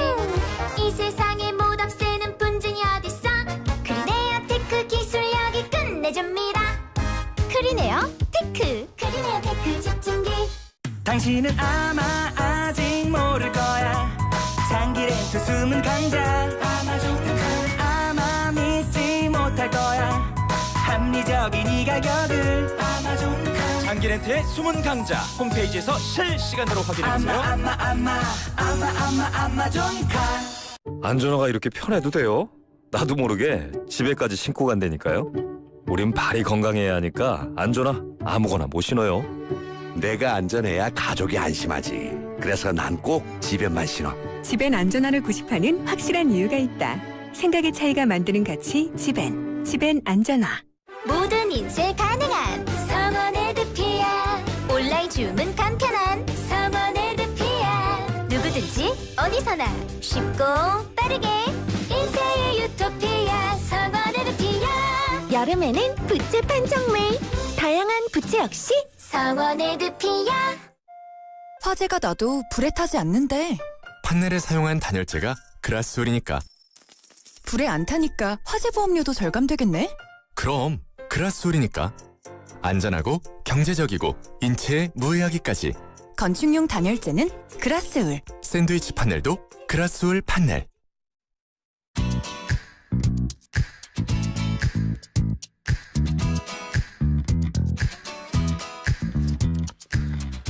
예, YTN 라디오가 보내드리는 신율의 뉴스 정면 승부 3부 시작합니다. 제가 3부 시작하기 전에 여러분한테 드릴 말씀이 있다는 거 잘 아실 겁니다. 다음 주 화요일까지 이 지역번호 02로 걸려오는 전화 여러분 꼭 좀 받아주십시오.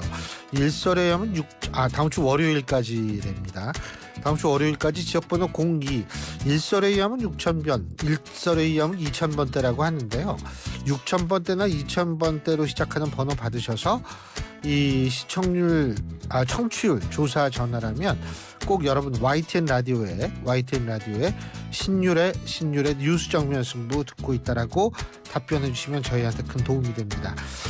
저희가 청취율 조사 기간에 커피 쿠폰 드리는 행사도 마련하고 있으니까요. 샵 0945 우물정 0945로 문자 보내주시면 이 청취율 조사 기간이 끝난 이후에 일괄적으로 커피 쿠폰을 보내드리는 행사가 있으니까 여러분 많은 참여 부탁드리겠습니다. 자, 짧은 문자 50원, 긴 문자 100원의 유료 문자입니다. 자, 신율의 뉴스 정면 승부 3부 정법 승부 순서인데요. 자, 오늘도 변호사 두 분 나와 계십니다. 한 분씩 소개해드리죠. 먼저 이동훈 변호사 나와 계십니다. 안녕하십니까? 네, 안녕하십니까? 예, 그리고 김성수 변호사 나와 계십니다. 어서 오십시오. 안녕하세요. 예. 두 분 오시느라고 정말 수고 많이 하셨어요. 비 많이 오는데. 아닙니다.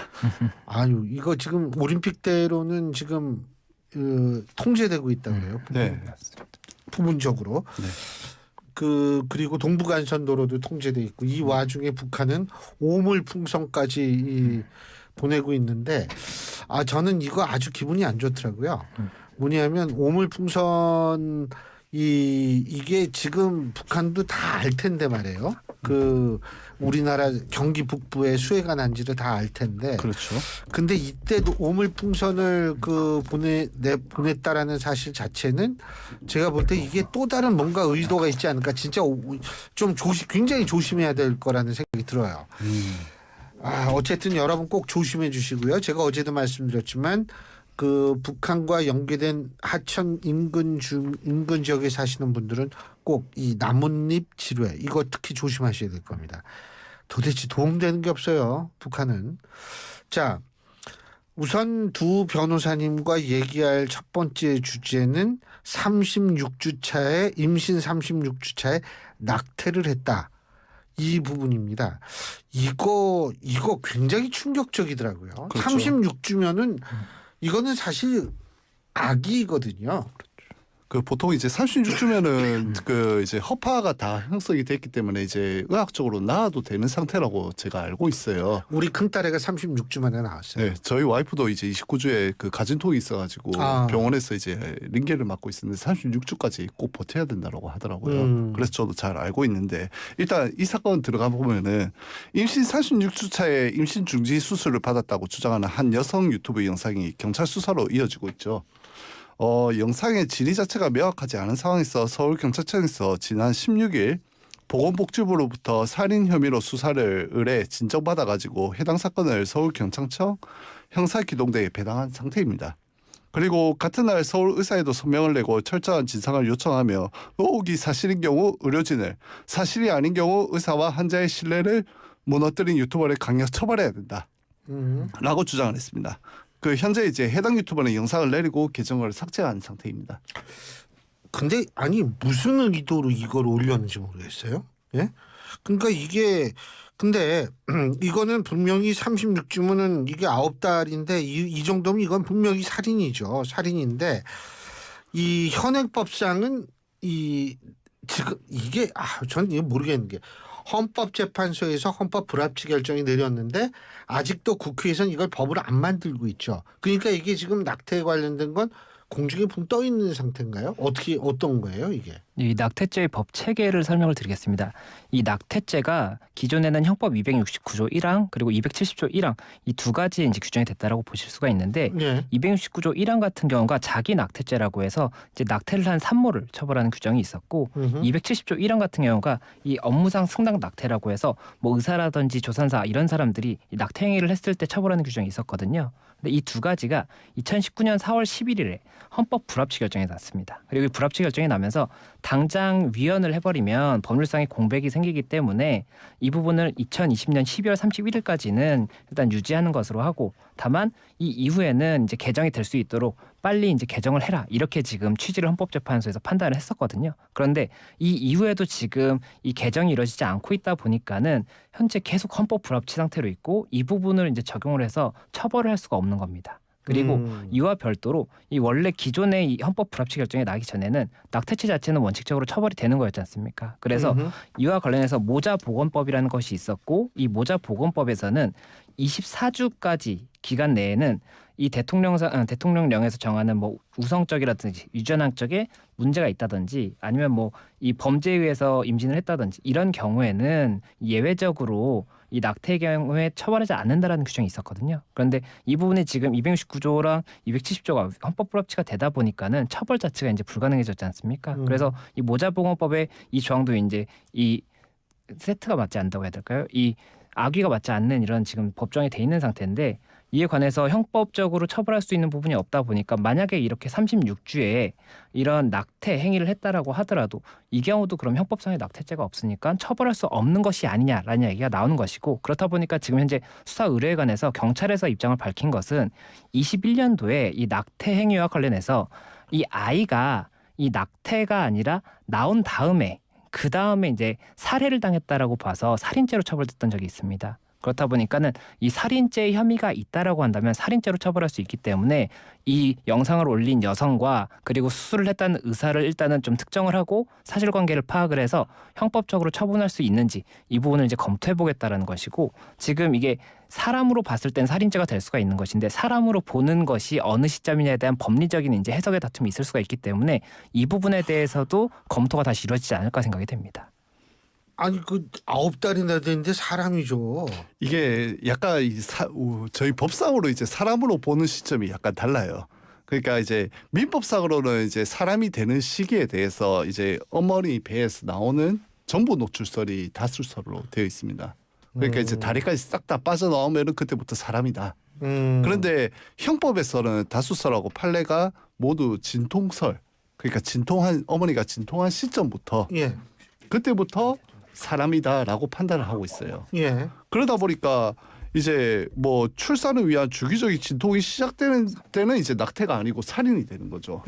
약간 이제 이 시기에 따라서 이제 문제가 생기는데 만약에 예를 들어 가지고 의사가 이제 모체 밖으로 진통성 태아를 배출을 시켰는데 태아가 살아 있었고 그래서 별도 행위로 뭐 독극물을 주사한다거나 아니면 그때 이제 변호사님이 말씀하셨던 거는 그 물통 4리터 물통에다 태아를 빠뜨렸다고 하더라고요. 그래서 이제 이렇게 아니지. 살아있는 태아를 살해했을 경우에는 살인죄로 처벌을 받게 됩니다. 그래서 이론상으로 사형 무기징역 또는 5년 이상의 징역에 처해질 수도 있는 거죠. 이렇게 이제 시기에 따라서 이제 문제가 생기다 보니까 이 사안에 대해서도 이제 산부인과 의사들이 조금 이게 그러면은 이게 낙태냐? 아니면은 얘를 꺼내서 죽인 거냐에 대해서 이제 의견이 분분하긴 한데 대부분의 의사들은 36주 정도 되면은 안에서 낙태하는 것이 거의 불가능하다고 이제 이야기를 하더라고요. 그래서 만약에 이 사안이 정말 사실이라면은 36주 태아를 꺼내서 별도의 조치를 했을 가능성이 높다라고 말하고 있는 실정입니다.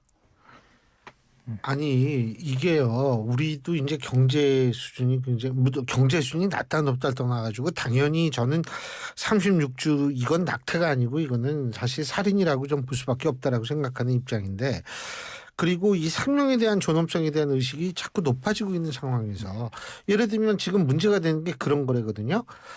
저는 사실 길고양이 3마리를 키우고 있는데 이 동물병원에서 예를 들면 거기도 의료사고 있을 수 있는 거 아니에요? 근데 그 의료사고가 일어나도 이쪽에서 뭐 어떻게 할 수 있는 방법이 없다는 거예요. 이 보호자가. 사실 이제 동물에 대해서는 물건으로 취급받기 때문에 저희가 이제 과실 재물 손괴에 대해서는 처벌 규정이 없거든요. 그러니까 이게 그게 언제 만든 법이에요? 그거 우리 헌법 만들 때 만든 법 아니에요 혹시? 형법은 거의 이제 초창기에 만들 때 빼고는 특별법으로 개정이 되었지 현법은 거의 그대로 유지가 되고 있다고 보시죠. 그러니까 이게 지금 사회 변화에 이게 맞지가 않는 거죠. 근데 어쨌든 생명 존엄성이라는 게 가장 법에 있어서는 전 근본이라고 보는데 이거 수사를 해야겠죠. 근데 이거 수사 어떻게 자기가 내렸다 하더라도 수사할 수 있는 거 아니에요? 예, 지금 이 영상이 6월 27일에 이제 유튜브 채널에 올라왔었고 현재 이제 논란이 되니까는 이 닉네임도 그 유튜브에서 쓰는 닉네임 있지 않습니까? 닉네임도 변경을 하고 지금은 검색이 안 되는 거 보니까 이제 아예 없앤 것 같습니다. 그리고 영상도 이 논란이 됐던 영상 같은 경우에는 논란이 된 이후에 내렸다고 하더라고요. 그리고 뭐 먹방 영상이나 이런 게 조금 올라왔다가 현재는 그 영상들도 다 내려간 것 같습니다. 그런 상황인데 이런 상황이라고 하더라도 이 수사에 단초가 있다라고 한다면 영상을 게시한 사람을 찾을 수가 있을 것이고 이 게시자를 찾고 나면 의사도 뭐 어느 병원에서 받았는지 확인할 수가 있을 거거든요. 뭐 입금 내역이라든지 카드 결제 내역 이런 걸 통해서도 확인이 가능할 수가 있기 때문에 그 부분 사실관계를 파악할 수가 있을 것으로 보이는데 지금 현재 이야기가 나오는 것 중에 하나가 이 영상 자체가 거짓으로 만든 것이 아니냐라는 이야기도 나옵니다. 왜냐하면 6월 27일에 영상이 업로드가 됐는데 이 영상에 보면은 초음파 검사를 한 영상이 나와요. 예. 그런데 이 초음파 영상이 6월 24일이에요. 그렇다 보니까는 6월 24일에 이렇게 초음파를 하고 그러면은 수술을 했다고 하면 한 6월 24일이나 5일 정도 될 텐데 그리고 나서 회복이 안 된 상태에서 이렇게 편집한 영상을 올릴 수 있느냐 이게 한 가지가 있고 또 이 여성이 이제 수술 후에 이렇게 몸이 변화했다라고 이야기하는데 거기에 뭐 임신선이라든지 이런 자국이 없는 겁니다. 그렇다 보니까는 이게 배가 나온 이런 부분이 허위로 좀 조작한 것이 아니냐 이런 이야기도 나오고 있거든요. 그래서 사실 확인을 통해서 만약에라도 실제 임신 사실이 없었음에도 불구하고 이렇게 허위 영상을 올렸다라고 한다면 이 부분에 대해서도 어떤 처벌이 있어야 되는 것이 아니야라는 것이 이제 의견인데 이 부분 관련해서 뭐 속여서 사기로 뭐 지원금을 받는다든지 후원금을 받는다든지 이렇게 했다라고 한다면 형법적으로 좀 검토해볼 수가 있을 것 같은데 사기죄 아니에요, 그러면? 그런데 이게 피해자를 특정하기가 어려운 게 후원을 받았다라고 한다면 후원한 사람이 피해자가 될 수가 있는데 허위 영상을 게시해서 조회수를 올리고 그걸 통해서 뭐 조회수에 대한 수익을 얻었다라고 한다면 이 부분은 사기가 된다고 보기는 어려울 수가 있는 게 이 유튜브 채널에서 항상 진실된 영상을 올려서 조회수를 뭐 올려야 된다 이런 취지는 아닐 것이기 때문에 이런 부분들에 대해서는 법리적인 다툼이 있을 수가 있고 다만 이 사실 관계를 명확히 한 다음에 뭐 법적인 적용을 해야 되기 때문에 수사를 통해서 실제로 있었던 사실인지가 1차적으로 확인이 돼야 될 것 같고 만약에 실제적으로 있었던 사실이면 형법적으로 뭐 살인죄가 된다든지 이런 걸 검토를 할 것이고 만약에라도 허위 사실이었다고 한다면 이 부분 관련해서 어떤 이유에 의해서 이렇게 허위 사실을 영상을 올렸었는지 이거에 대해서 이 뭐 법리적인 판단을 해서 만약에 사기가 된다라고 한다면 뭐 이런 쪽으로 좀 적용을 검토하지 않을까 생각이 듭니다. 제가 조금만 더 붙여드린다면 이 허위 영상에 대해서 이제 처벌을 직접적으로 허위 영상 올리는 거에 처벌할 수 있는 규정이 있지 않냐라고 하는데 사실 이게 2010년도에는 있었어요. 2010년도까지 정보통신망법에 정보통신망을 이용할 때 공익에 반하는 허위 통신을 하는 것은 불법이었습니다. 근데 이게 헌법 불합치가 됐어요. 위헌이 됐기 때문에 이게 이제 그때 헌법재판소가 법률이 말하는 공익 범위가 모호하고 자유권적인 기본권 침해된다고 해서 위헌 결정이 남에 따라서 폐지가 돼가지고 이걸로는 이제 뭐 허위 통신이나 뭐 허위 영상으로 처벌할 수 있는 직접적인 규정은 또 없습니다. 또한 의사단체에서는 이러한 영상으로 인해 가지고 뭐 우리 단체를 명예훼손을 했다라고 하는데 사실 그것도 이제 대법원 판례에 비쳤을 때 단체에 대한 명예훼손은 의사단체라는 부분은 약간 불특정 다수이기 때문에 이게 특정한 특정성이 조금 모자랄 수도 있다라는 판단이 좀 들어요. 그래서 이거 자체도 이제 약간 법률적으로 검토를 해봐야 될 부분으로 보입니다. 아유 복잡하네요. 그런데 제가 갑자기 명예훼손 뭐 이런 거니까 어제 잠깐 있었던 거 간단하게 좀 여쭤볼게요. 어제 이 공소 취소 청탁 논란 이게 지금 굉장히 많았는데 간단하게만 여쭤볼게요. 이게 지금 한동훈 후보가 그 얘기를 했는데 한동훈 후보는 이 법적인 큰 문제가 없다라는 설이 있더라고요. 그리고 나경원 후보 같은 경우에도 실제로 이게 개인의 비리에 관한 공소 취소 청탁이 아니기 때문에 그건 별 문제가 없다라는 그런 주장도 있는 모양인데 어떻게 봐야 돼요? 이 변호사님 일단은 청탁금지법상에 저희가 지금 다 파악이 되지는 않긴 했는데 제가 알기로는 청탁금지법상에 이제 자신의 개인의 이제 그 형사처벌을 면할 목적으로 이제 청탁을 하는 경우에는 처벌할 근거 규정을 두고 있는 걸로 알고 있습니다. 근데 그게 뭐 금액하고 관계는 없이 이제 그렇게 구성요건을 구성하고 있어가지고 사실 나 후보 같은 경우에는 조금 위험할 수 있다.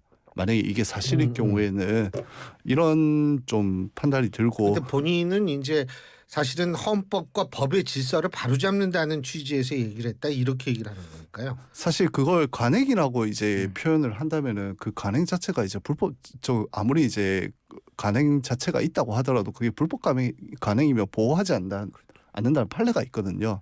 그래서 이제 약간 조금 주장 자체가 모호할 수 있으나 이게 법적 책임도 법적 책임이지만 정치적 책임도 무시할 수 없을 거라고 저는 판단을 하고 있습니다.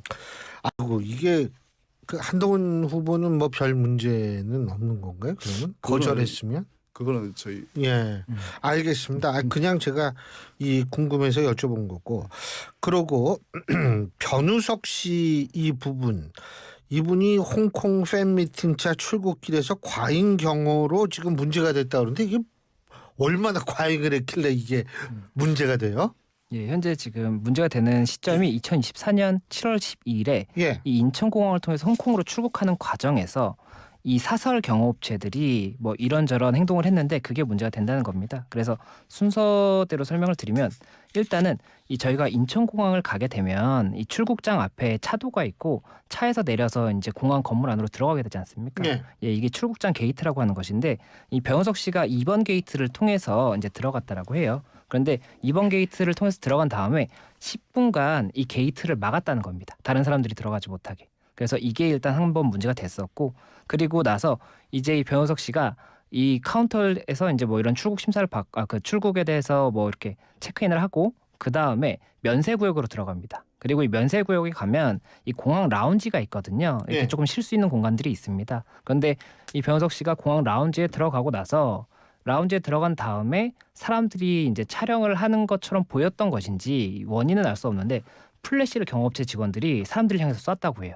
이게 플래시를 쏘면 그 카메라 이 초점이 이제 나가서 제대로 촬영이 안 된다고 하더라고요. 그래서 아마 그런 의도였던 것 같은데 사람들을 향해서 플래시를 이렇게 쏘고 그리고 또 이 라운지에 올라오는 그 에스컬레이터가 있습니다. 이게 면세구역은 3층에 있고 그 라운지는 4층에 있거든요. 그렇다 보니까 에스컬레이터를 타고 올라가는데 이 에스컬레이터 타고 올라오는 길에 이 사람들한테 이거 라운지 가는 거 맞냐 이렇게 확인을 하면서 항공권이랑 그 신분증 여권을 확인을 했다고 하더라고요. 아니 자기네가 뭐라고 그걸 확인을 해요? 그렇죠. 이게 그렇기 때문에 문제가 되는 것이고. 야, 그 정도까지였어요? 이에 대해서 이제 뭐 여러 가지 사실관계가 나오다 보니까는 이제 법적인 쟁점까지도 되고 있다 이런 상황입니다. 그 문제 되죠? 충분히 문제될 것 같은데. 법적으로 문제가 될 수밖에 없죠. 사실은 지금 문제가 되는 게 이제 강요. 이제 이게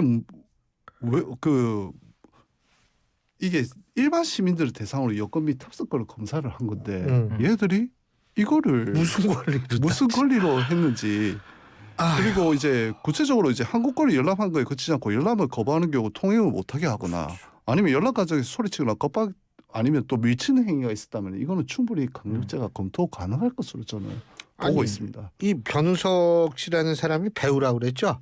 이게 결국은 일반 국민들의 사랑을 받고 먹고 사는 건데 이런 식으로 경호원들이 행동하면 본인이 좀 사과를 해야 되는 거 아니에요? 예, 지금 이 부분 관련해서 이 기획사 측에서 일단은 이러한 상황에 대해서 책임을 느끼고 사과한다라고 지금 이야기가 나오고 있습니다. 그리고 현재 사실관계를 조금 파악해봐야 되는 것이 이 사설 경호업체에서 이런 것을 한 것이지 기획사에서 직접 경호를 한 건 아니었거든요. 그렇다 보니까는 사설 경호업체가 이런 행동을 한다고 하는데 기획사에서 만약이라도 좋다라고 했다라고 한다면 기획사도 이제 비난의 소지가 있겠지만 만약에 경호를 해주세요 정도만 했는데 이렇게 조금 과잉 경호를 했다라고 한다면 그 책임이 조금 달리 있을 수가 있지 않습니까? 그래서 그 부분을 봐야 되는 것이고 그리고 지금 현재 법적으로는 수사가 이루어지고 있는 부분이 그 내사 이제 입건 전에 조사를 하고 있는데 폭행죄가 될 수가 있습니다. 이 폭행죄 같은 경우에는 이 물리적인 그런 것만이 아니라고 하더라도 유형력의 행사를 하면 폭행이 되거든요. 그래서 우리나라 법에서는 뭐 침을 뱉는다든지 아니면 귀에다가 옆에다 큰 소리를 지른다든지 이런 것도 다 폭행이 되기 때문에 이 플래시를 쏜 것 자체도 폭행이 되는 것이 아니냐라는 이야기가 나오고 있는 것이고 이 플래시랑 레이저 포인트는 조금 다른 거긴 하지만 레이저 포인터를 사람 얼굴에 쏜 경우에는 이때는 특수 폭행이 된 경우도 있어요. 그렇다 보니까 이 부분이 법적인 쟁점의 하나가 될 것으로 보이고 이제 말씀하셨던 강요죄 같은 경우에도 이 사람을 뭐 권리 행사나 아니면 의무 없는 일을 하게 하는 경우에 폭행 또는 협박으로 이땐 권리 행사가 강요죄가 될 수가 있는데 이번 같은 경우에 만약에라도 의무 없는 일이지 않습니까? 내가 라운지를 가기 위해서 아니면 내가 여기를 지나가기 위해서 여권이라든지 항공권을 보여줄 일이 없는데도 불구하고 당연하죠. 그렇죠. 저라도 안 보여줘요 절대로. 그렇죠. 그런데 이거에 대해서 폭행이나 협박을 했다라고 한다면 이거는 강요죄가 될 수가 있기 때문에 이 부분을 검토하는 것이 또 하나가 있는 것이고 또 이게 게이트를 막는다든지 이런 부분 부분과 관련해서 이 공항공사라든지 공항경비대랑 협의가 없었다라고 한다면 이 부분은 이 공항경비대나 공사의 업무를 방해하는 것이 될 수가 있기 때문에 이 세 가지가 일단은 쟁점이 되고 있다고 보여지고 있습니다. 알겠습니다. 오늘 두 분 말씀 여기까지 듣겠습니다. 고맙습니다. 감사합니다. 고맙습니다. 예, 지금까지 이동훈 변호사, 김성수 변호사 두 분과 함께했습니다. 지역의 전문가들과 원하는 배움을 이루는 이곳 경기공유학교입니다. 남은일보 같던 진솔이는 인공암벽을 등반하고 있습니다. 화내기 대장 동준이는 차분히 한국화를 그리고 있네요. 저 멀리 영화를 찍고 있는 건 유튜브만 보던 은서입니다. 현진이는 영어에 약하지만 영어로 코딩을 짜고 있네요. 잘 못해도 즐거워서 끙끙대며 집중하는 아이들의 눈빛은 살아있습니다. 아이들은 경기공유학교에서 부모의 생각보다 크게 자랍니다. 오늘도 스스로 길을 찾아갑니다. 자율균형 미래 경기도 교육청. 그때도 지금도 내일도 Still Love 대한민국. 안녕하십니까. 고입제전의회 회장 황규승입니다. 고엽제를 아십니까? 월남전 당시 미군은 베트공 게릴라전에 대응하기 위해 고엽제라는 제철제를 살포했습니다. 이 고엽제는 참정군인과 후순들에게 후유증을 안겨주었습니다. 반세기 전 월남에 파병된 대한의 젊은이 32만 명 중 고엽제 질병 환자가 된 사람은 13만 5천여 명. 참전 전우들이 이 같은 희생이 오늘날 대한민국 발전의 초석이 되었다는 자부심으로 살아가고 있습니다. 우리는 그때도 지금도 내일도 우리나라 대한민국을 사랑합니다. Still Love 대한민국. 이 캠페인은 국가보훈부와 함께합니다. 김 사장님, 청년 일자리 도약 장려금 신청하셨어요? 청년 일자리 도약 장려금이요? 중소기업이 취업이 어려운 청년을 채용하면 1,200만 원까지 지원하는 청년 일자리 도약 장려금. 아직 신청 안 하셨어요? 어떤 청년을 채용하면 되나요? 대학교나 고등학교를 졸업한 청년이나 실업기간이 4개월 이상인 청년이요. 어떻게 신청하면 되죠? 고용24 홈페이지요. 빨리 신청하세요. 청년 일자리 도약 장려금 바로 신청해야겠어요. 중소기업에게 최대 1,200만 원 청년 일자리 도약 장려금. 고용노동부가 함께합니다.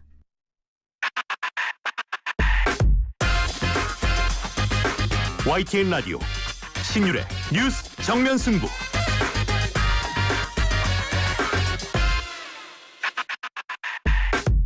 나 환승할래. 진짜? 너 진심이야? 나 말고 누구한테 갈 건데? 삼성증권 연금으로. 지금 삼성증권 연금으로 환승하면 특별한 혜택이 당신을 환영. 당신의 연금 오늘 삼성증권에서. 자세한 내용은 홈페이지 참고. 원금 손실 발생 가능 및 투자자 귀속. 가입 전 상품 설명서 및 약관 필독. 나에게 꼭 맞는 생유산균 락토핏. 아기에게 락토핏. 아이들도 락토핏. 우리 가족 락토핏. 맞춤형 생유산균. 종근당 건강기능식품입니다. 요즘 사람 구하기 너무 힘드네.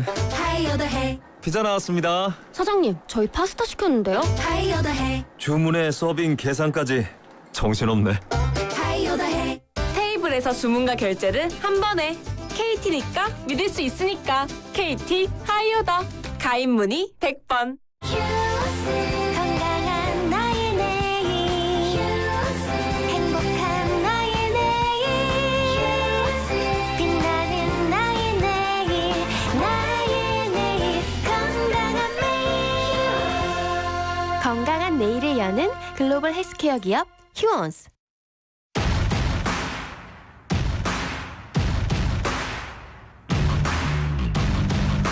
신율의 뉴스 정면 승부 4부 시작합니다. 오늘 하루 정치권에서 가장 주목받은 키워드 알아보는 코너죠. 키워드로 보는 승부인데요. 오늘도 두 분 나와 계십니다. 한 분씩 소개해드리죠. 먼저 조청래 전 여의도 연구원 부원장 나와 계십니다. 안녕하십니까? 안녕하세요. 조청래입니다. 그리고 김민하 시사평론가님이십니다. 어서 오십시오. 안녕하세요. 예. 자, 첫 번째 키워드 들어가 볼까요? 국민의힘 전당대회 당원 투표입니다. 제가 2부에 나경원 의원이랑 인터뷰를 했는데 내일부터 이제 시작을 하잖아요. 근데 대충 그냥 오전이면 할 사람 한 50% 다 한다 그러더라고요. 예? 지금 한동훈 후보가 유리하다 뭐 이런데 이 판세가 유지가 될까요? 어떻게 보십니까?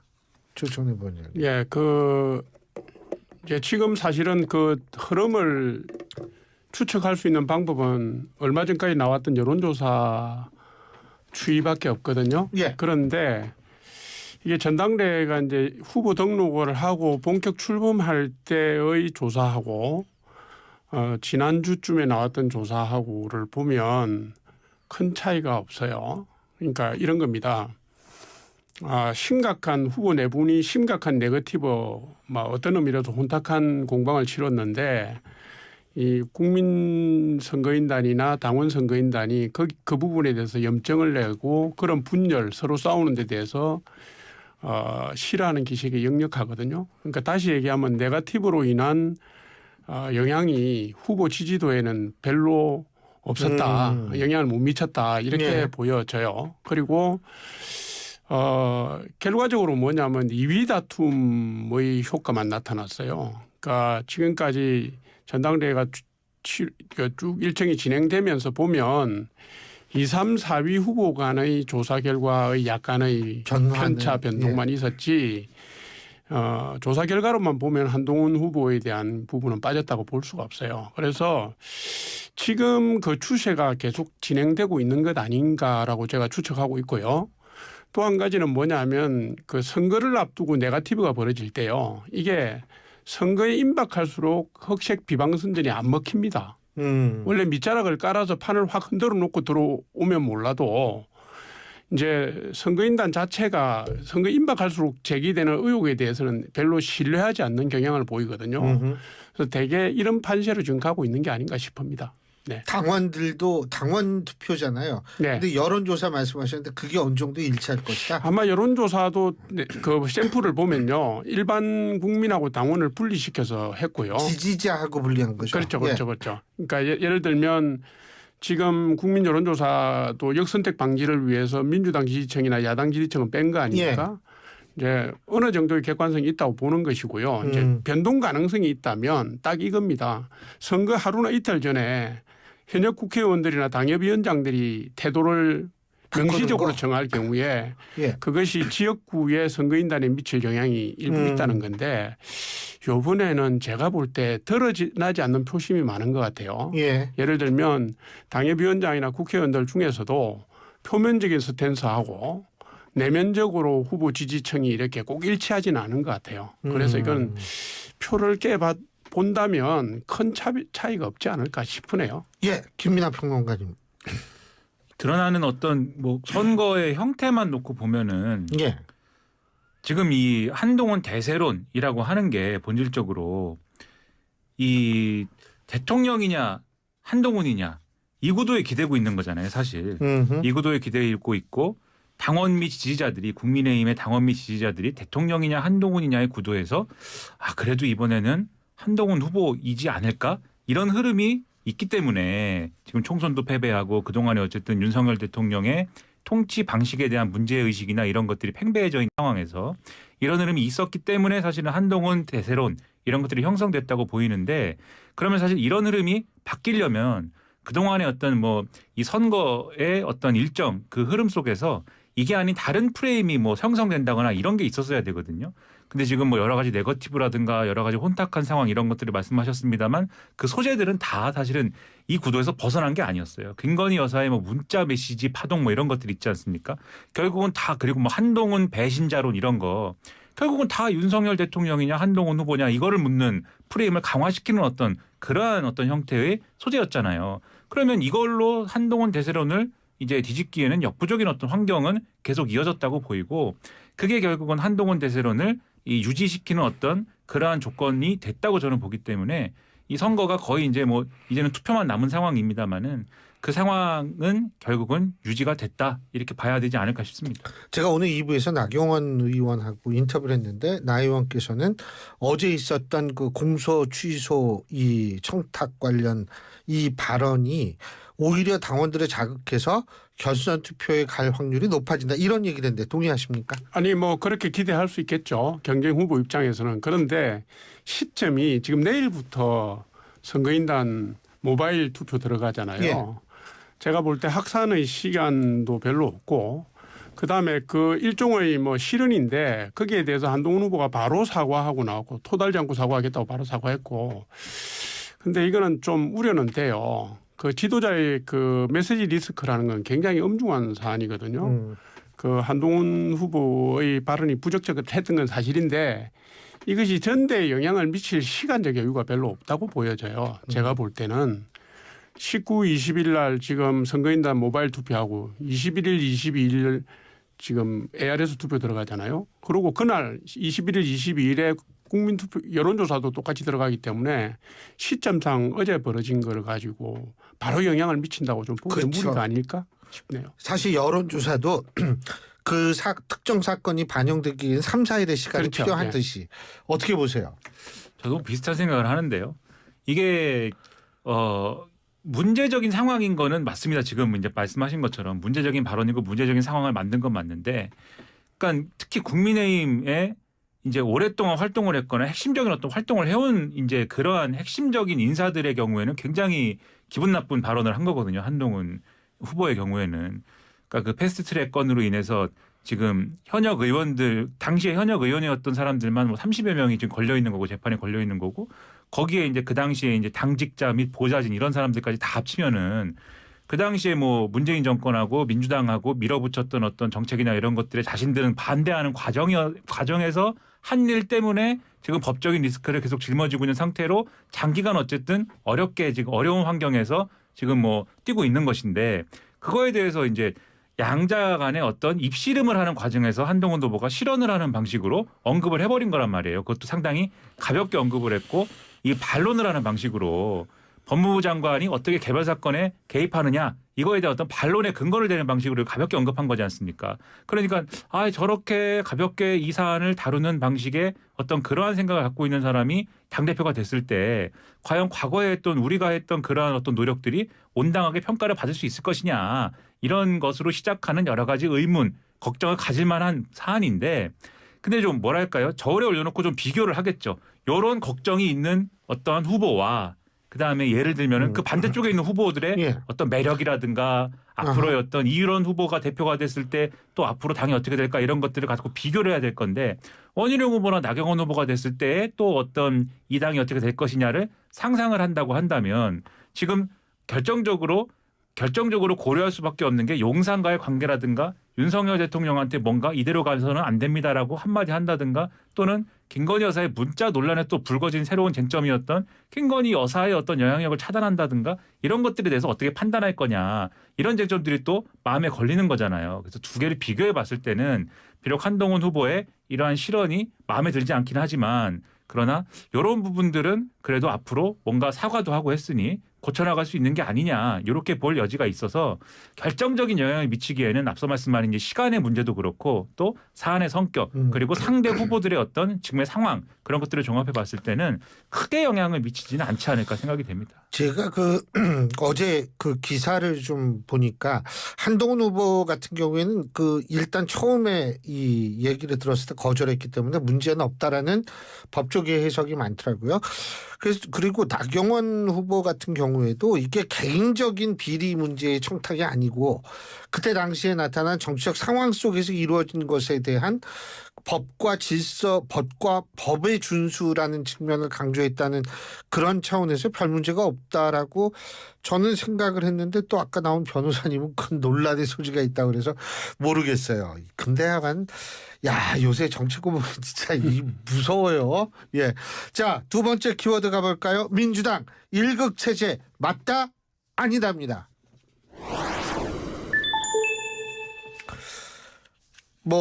여기도 토론회 하더라고요. 예. 민주당도 토론회 하나? 솔직히, 좀 놀랐어요. 예. 워낙 일극체제라는 얘기가 많아서 어떻게 보셨어요? 일극체제 맞죠. 네. 이재명 후보야 당연히 아니라고 얘기할 수밖에 없겠지만. 예, 물론 그렇죠. 그러니까 당대 2022년에 당 대표가 되고 난 뒤에 8월 달에 당헌 당규를 자기한테 유리하게 방탄용으로 바꾸고 총선에서 친명 형제 비명 행사하고 원내대표를 사실상 추대시키고 자기 접근으로 그다음에 자기의 팬덤인 개딸들 등 강성 지지 세력을 당무에 참여할 수 있게 길을 열어준 지금 체제가 이런 식의 정당이 공당이 대한민국 헌정사에 있었습니까? 이런 대표가 있었나요?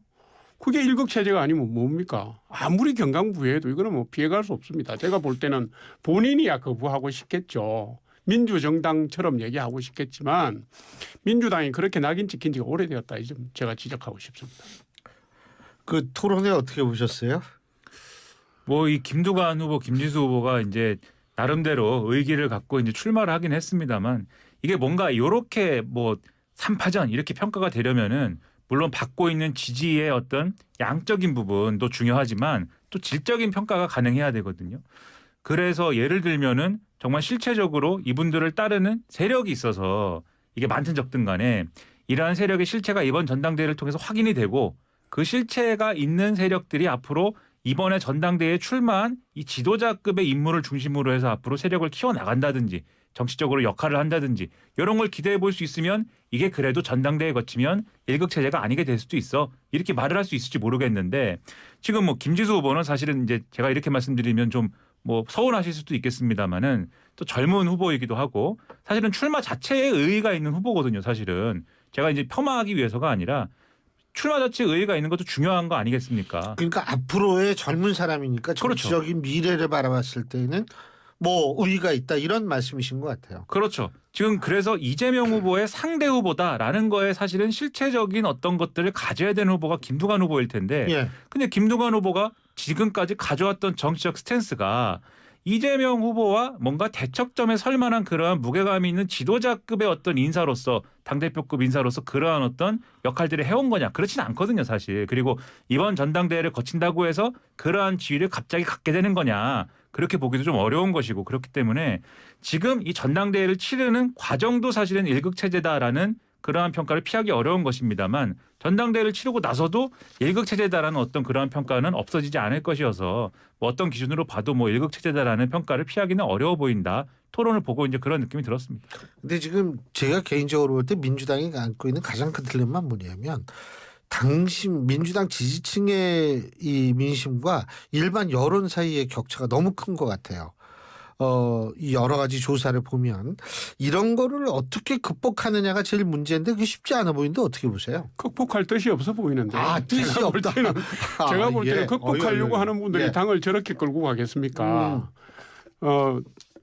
전 대표의 리스크를 최소화하기 위해서 온 당원이 충성 경쟁하고 아버지로 모시고 변호인을 자처하는데 그게 극복하려는 뜻이 있는 건 아니잖아요. 그리고 지금 언론에서 지금 말씀하셨지만 언론에서 새 후보를 다루는 비중을 보면요. 기사가 이렇습니다. 이재명 후보 70%, 김두관 후보 30%. 죄송하지만 김지수 후보는 아예 무슨 얘기했는지 토론회에서 무슨 얘기했는지도 다루지도 않아요. 그게 이제 바깥에서 민주당을 보는 언론의 시각이거든요. 노출 순서가 그렇다는 거죠. 그리고 보는 지점도 달라요. 이재명 후보는 당연히 자기가 재선이 될 거기 때문에 차기 대선을 겨냥한 메시지를 던지고 있고요. 김두관 후보는 이번에 국회의원 원내 진입 못했지 않습니까? 그러니까 민주당의 강성 지지층에게 어필하는 자신의 정체성을 드러내는 발언을 계속합니다. 내가 문재인 노무현 문재인 대통령의 적자다. 그 정통 라인을 고수하고 있다. 이러면서 뭐 기본가치 얘기하고 이러고 있고요. 김지수 후보는 젊은 후보인데 무슨 얘기를 하는지가 미안하지만 언론에 나오지가 않습니다. 지금 이게 현주소기 때문에 지금 뭐 민주당의 지금 흐름으로 볼 때 일반 국민과의 괴리를 걱정하는 수준이 아닌 것 같은데요. 죄송하지만. 자, 1분 어떻게 보세요? 그러니까 당신과 민심 뭐 이게 괴리가 없어지려면은 뭔가에 대해서 패배를 일단 해야 됩니다. 그러니까 국민의힘의 경우에 가령 제가 뭐 지나간 일에 대한 가정입니다만 지난 총선을 이겼으면 윤석열 대통령 위주의 정당의 형태가 그대로 유지가 됐을 것이고 그러면 사실 당신과 민심의 괴리 컸을 거거든요. 졌기 때문에 지금 진 이후에 전당대회를 치르기 때문에 그래도 뭔가 민심에 부응하고자 하는 뭐 그러한 흐름들을 뭔가 만들어보자 이런 얘기가 그래도 가능한 거 아니겠습니까? 근데 민주당은 총선에 이겼잖아요. 크게 이겼지 않습니까? 이재명 대표 체제로. 그러다 보니까 내부에 뭐 바꾸자고 바꿔보자라고 하는 동력이 생길 여지도 막무한 것이어서 앞으로는 이렇게 갈 수밖에 없는 거죠. 일정 기간 동안은. 요것에 만약에 변수가 생기려면 외부 변수밖에 없는데 그게 예를 들면 이른바 사법 리스크이거나 또는 앞으로 예정된 선거 일정이거나 이런 것들밖에 없기 때문에 당분간은 이런 기세가 이어질 것 같다. 이런 느낌입니다. 예, 오늘 두 분 말씀 여기까지 듣겠습니다. 고맙습니다. 감사합니다. 예, 지금까지 조청래 전 여의도연구원 부원장, 김민아 시사평론가 두 분과 함께했습니다. 대한민국 대표 트렌치 코리아 트렌치. 식품, 주방, 욕실, 조경, 토목, 건축 트렌치. 전 세계 유명 트렌치를 한눈에 설계에서 시공까지 기술력으로 인정받는 대한민국 트렌치 코리아 트렌치. 코리아 트렌치. 코리아 트렌치. 여기는 성공을 인쇄하는 비즈하우스입니다. 광고 예산도 디자이너도 없으시다고요? 지금 비즈하우스를 만나보세요. 명함, 현수막, 판촉물도 오케이. 매출 올라가나요? 비즈하우스로 성공입니다. 역시 비즈하우스가 홍보에 있으니 내 일의 힘. 비즈하우스. 오늘을 기록하는 소리, 내일을 준비하는 소리, 그리고 인생을 돌아보는 소리. 모두의 성장을 고민하는 브랜드 오럼, 오래도록 가치 있는 평생 소장품을 만듭니다. 당신의 이야기가 완성되는 곳. 합성 목재 예스팀바, 산책로, 야외 데크, 울타리, 사이딩, 전원주택 인테리어까지 다양한 형태로 활용이 가능한 친환경 합성 목재 예스팀바. 우수한 품질의 정부 조달 우수 제품, 나무 느낌 그대로. 합성 목재 예스팀바. 경동산업 주식회사. 사무집기 렌탈 답이 없네. 사무가구 렌탈의 답은 중앙솔루션. 정보기기 렌탈의 답은 중앙솔루션. 사지 말고 렌탈의 답은 중앙솔루션. 렌탈 고민 해결의 답은 중앙솔루션. 사무집기 렌탈할 땐 답은 중앙솔루션. 예, 신율의 뉴스 정면 승부 오늘 순서는 여기서 마치겠습니다. 비가 많이 내립니다. 여러분 모쪼록 안전운전 하시기 바라겠고요. 전 내일 저녁 5시 여러분 다시 찾아뵙겠습니다. 신율이었습니다. 고맙습니다.